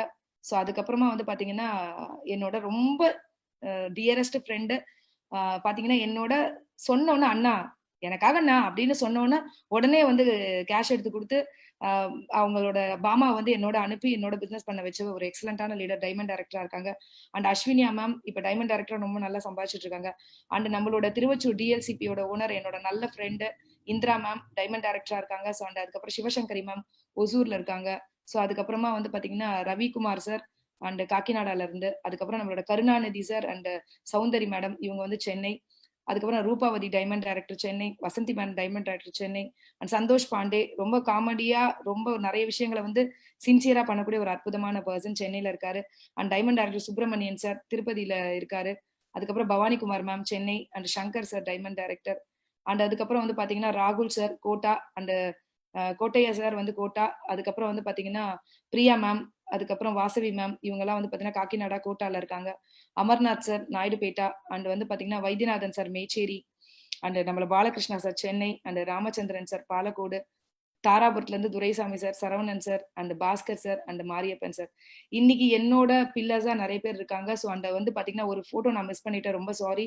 பவானி மேடம் வந்து பாத்தீங்கன்னா கோயம்புத்தூர்ல இருந்து, ரொம்ப ரொம்ப சாரி மேடம், இருந்துச்சு ஒரு போட்டோ எப்படி மிஸ் பண்ணன்னு தெரியல, ரொம்ப சாரி. ஸோ பவானி மேடம் கோயம்புத்தூர்ல இருந்து, ஸோ அவங்களும் இப்ப டைமண்ட் டைரக்டரா இருக்காங்க. ஸோ என்னோட கார், நான் ஒரு 3 கார்கள் இன்னைக்கு வச்சிருக்கேன்.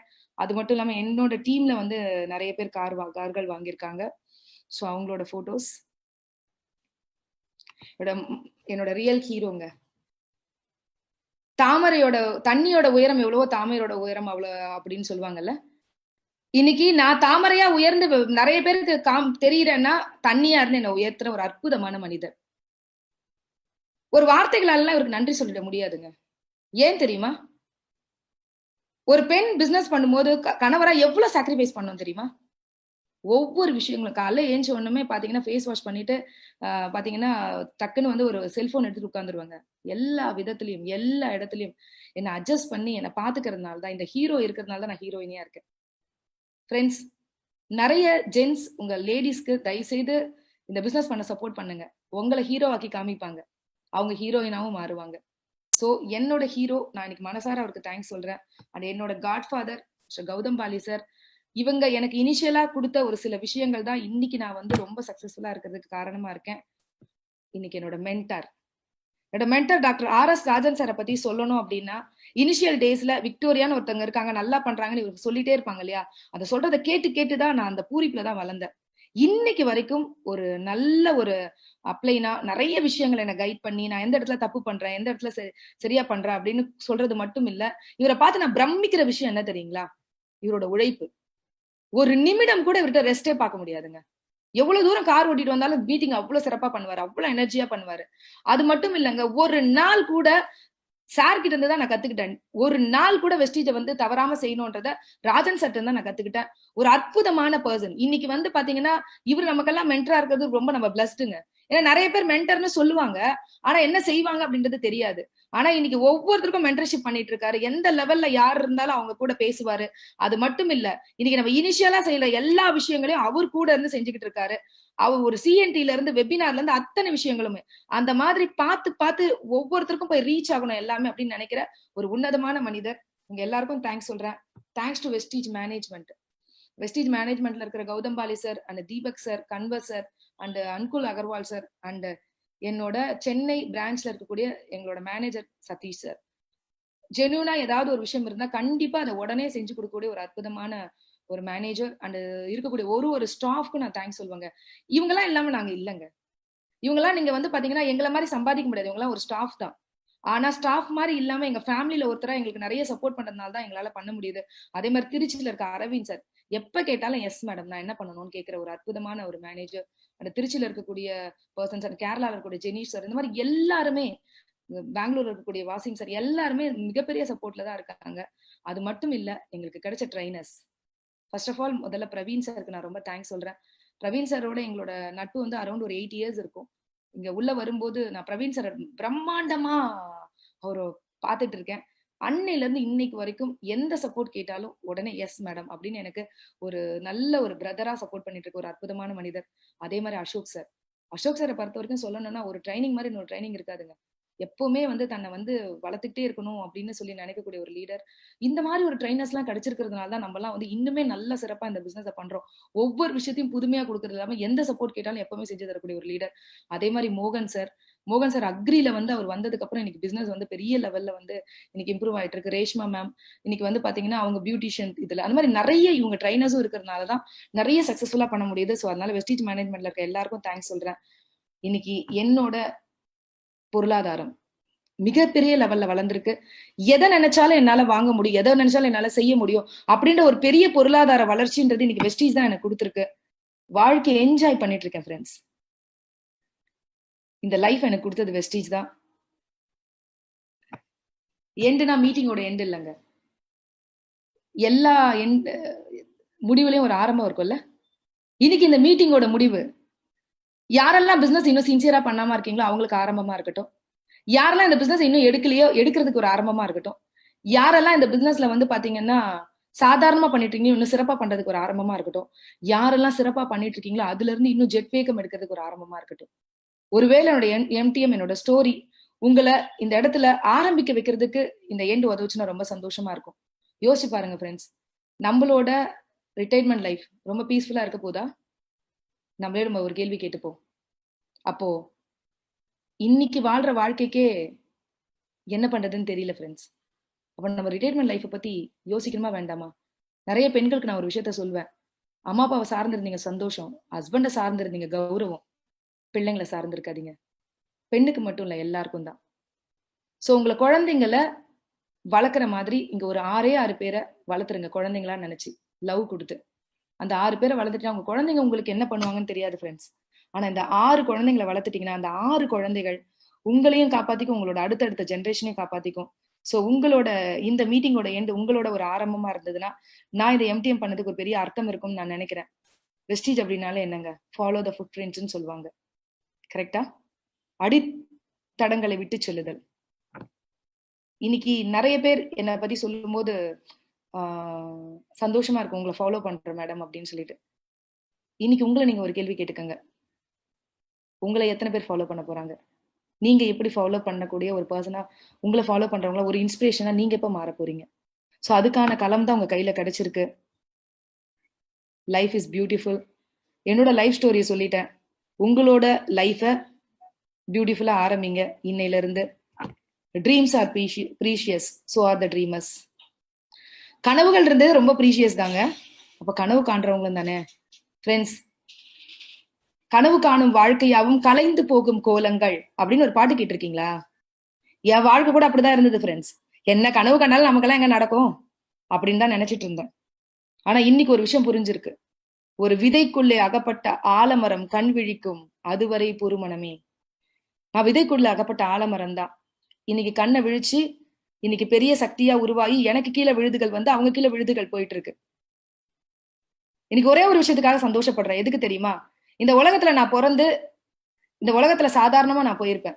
ஆனா இந்த உலகத்துல பிறந்து இன்னைக்கு எத்தனையோ பேரோட வாழ்க்கைய மனசை டச் பண்ற ஒரு இடத்துக்கு நான் போயிருக்கேன் இல்லையா? இந்த பெரிய உன்னதம். அது மட்டும் இல்ல, எத்தனையோ பேரோட கனவுகளை தட்டி எழுப்புறேன். எத்தனையோ பேரோட கனவுகளை அடைய வைக்கிறதுக்கு ஒரு சின்ன கருவியா இருக்கேன். சோ இப்ப கனவு காணுன்றதே வந்து பாத்தீங்கன்னா ரொம்ப சந்தோஷம்னா, கனவு காண்றவங்க ரொம்ப மிகப்பெரிய பாக்கியவான்கள். ஸோ கனவு நிறைய காணுங்கள், அதை அடையறதுக்கான ஒரு இடத்துக்கு தான் வந்திருக்கீங்க. ஸோ அதுக்காக உங்களை ப்ரிப்பேர் பண்ணுங்க. எல்லாரும் வின் பண்ணலாம். ஸோ ஒன்ஸ் அகேன் என்னோட டாடி ஜீசஸ்க்கு நான் தேங்க்ஸ் சொல்றேன். ஸோ இங்க எம்டிஎம்ல உட்கார்ந்து இருக்கிற ஒவ்வொரு நபருக்கும் நான் தேங்க்ஸ் சொல்றேன். அது மட்டும் இல்ல, என்ன மோட்டிவேட் பண்ணிட்டு இருக்க என்னோட ஒவ்வொரு கிராஸ் லைன்ஸ். இன்னைக்கு காலையில கூட எல்லாருமே எனக்கு கால் பண்ணி விஷ் பண்ணாங்க. ஸோ ஒவ்வொரு லைன்ல இருக்கக்கூடிய லீடர்ஸ், ஏன்னா நீங்க உங்க மனசுல என்ன வச்சிருக்கிறதுனாலையும் நீங்க என்ன வந்து ஒவ்வொரு இடத்துலயும் பேசுறதுனாலையும் தான் இந்த பிரபஞ்ச சக்தி என்ன வளர்த்துக்கிட்டு இருக்கு. அதனால என்னோட ஈச் அண்ட் எவ்ரி வெஸ்டீஜ் ஃபேமிலியில இருக்கிற ஈச் அண்ட் எவ்ரி பர்சனுக்கும் நான் தேங்க்ஸ் சொல்றேன். So wish you wealth. Thank you so much. மீண்டும் மிகப்பெரிய சக்சஸ்களோட எப்பவுமே ஒரு இன்ஸ்பிரேஷனா உங்களை நான் திரும்ப திரும்ப சந்திக்கிறேன். இந்த டிஜிட்டல் எம்டிஎம்ல உங்களை சந்திச்சதுல எனக்கு ரொம்ப happy. So thank you so much. Wish you wealth. Thank you.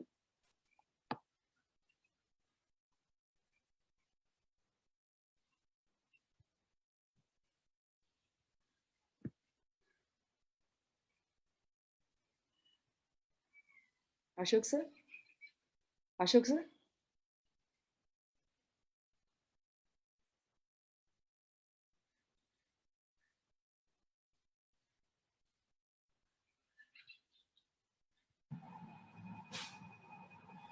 Very great madam. மிக பிரம்மாண்டமான ஒரு விஷயம். உண்மையிலேயே இந்த 10 ஆண்டுகள் அப்படிங்கிறது வந்து நிமிஷத்துல கரைஞ்சு போயிருக்கலாம். பட் அந்த 10 ஆண்டுகள் நீங்க பார்த்த அனுபவங்கள், ஸோ அது உங்களுடைய ஒரு பாடமாக மாறின விஷயங்கள், இது எல்லாமே உங்களை படிப்படியா செதுக்கி இந்த அளவுக்கு ஒரு மிகப்பெரிய ஒரு முன்னேற்றத்துக்கு டெஃபினட்டா கொண்டு வந்திருக்கு அப்படிங்கிறத நான் நம்புறேன். ரொம்ப பவர்ஃபுல்லா இருந்தது. எஸ், ஒரு ஸ்டேஜஸ்லயுமே நீங்க சொல்லியிருக்கிற விஷயங்கள், பிகாஸ் இன்னைக்கு வெஸ்டீஜ் புதுசா துவங்க இருந்தாலும் சரி, வெஸ்டீஜ்ல இருக்கிறவங்களும் சரி, அவங்க அடுத்தடுத்து என்ன பண்ணணும் அந்த நம்பிக்கையை வந்து இன்னைக்கு நீங்க எல்லாருக்குமே கொடுத்துருக்கீங்க. ஸோ அதுக்கு ஒரு மிகப்பெரிய ஒரு விஷயம். இன்ஃபேக்ட் ஆரம்பத்துல நான் சொன்னேன், அந்த ஒரு கர்மான் பூச்சி கதை வந்து நான் சொன்னேன். ஸோ எப்போதுமே ரியாக்ட் பண்ணாதீங்க, ரெஸ்பாண்ட் பண்ணுங்க அப்படின்னு. ஸோ நீங்க பண்ணியிருக்கிறது அதுதான். உங்களோட சூழ்நிலைகள்ல வந்து நீங்க எப்போதுமே ரியாக்ட் பண்ணல, அதுக்கு நீங்க கரெக்டா ரெஸ்பாண்ட் பண்ணீங்க. ஸோ அந்த ரெஸ்பாண்ட் பண்ணது வந்து அடுத்து ஜெயிக்கணும் அப்படின்னு நீங்க போகும்பொழுது எல்லாமே உங்களுக்கு பக்கபலமாக அமைஞ்சதுதான் இந்த வெற்றியோட ஒரு காரணமாக அமைஞ்சிருக்கு. So hats off to you madam. Really நான் சொல்றேன், அந்த அயர்ன் லேடி அப்படிங்கறத இன்னைக்கு உங்களுடைய இந்த லைஃப் ஸ்டோரியை நான் பார்க்கும்போது என்னால் நிச்சயமா தெரிஞ்சுக்க முடியுது. ஸோ டியர் வெஸ்டிஜியன்ஸ், நிச்சயமாக இன்னைக்கு மேடமோட இந்த சக்சஸ் ஸ்டோரிங்கிறது உங்க எல்லாருக்குமே ஒரு வெற்றிப்படியாக டெஃபினட்டா இருக்கக்கூடிய ஒரு விஷயம். இவ்வளவு நேரம் இந்த மீட் த மில்லியனர் ப்ரோக்ராம் பார்த்துட்டு இருக்கிற அனைவருக்கும் என்னுடைய மனமார்ந்த நன்றிகள். ஸோ மேனேஜ்மெண்ட் சார்பாக நான் பிரவீன் பிளஸ் எங்களுடைய entire staff team of Tamil Nadu, so எங்களுடைய இந்த நன்றிகளை இந்த நேரத்தை தெரிவிக்கிறதுக்கு நான் கடமைப்பட்டிருக்கேன். So wish you all the success, wish you well. Thank you so much. Thank you sir, thank you so much.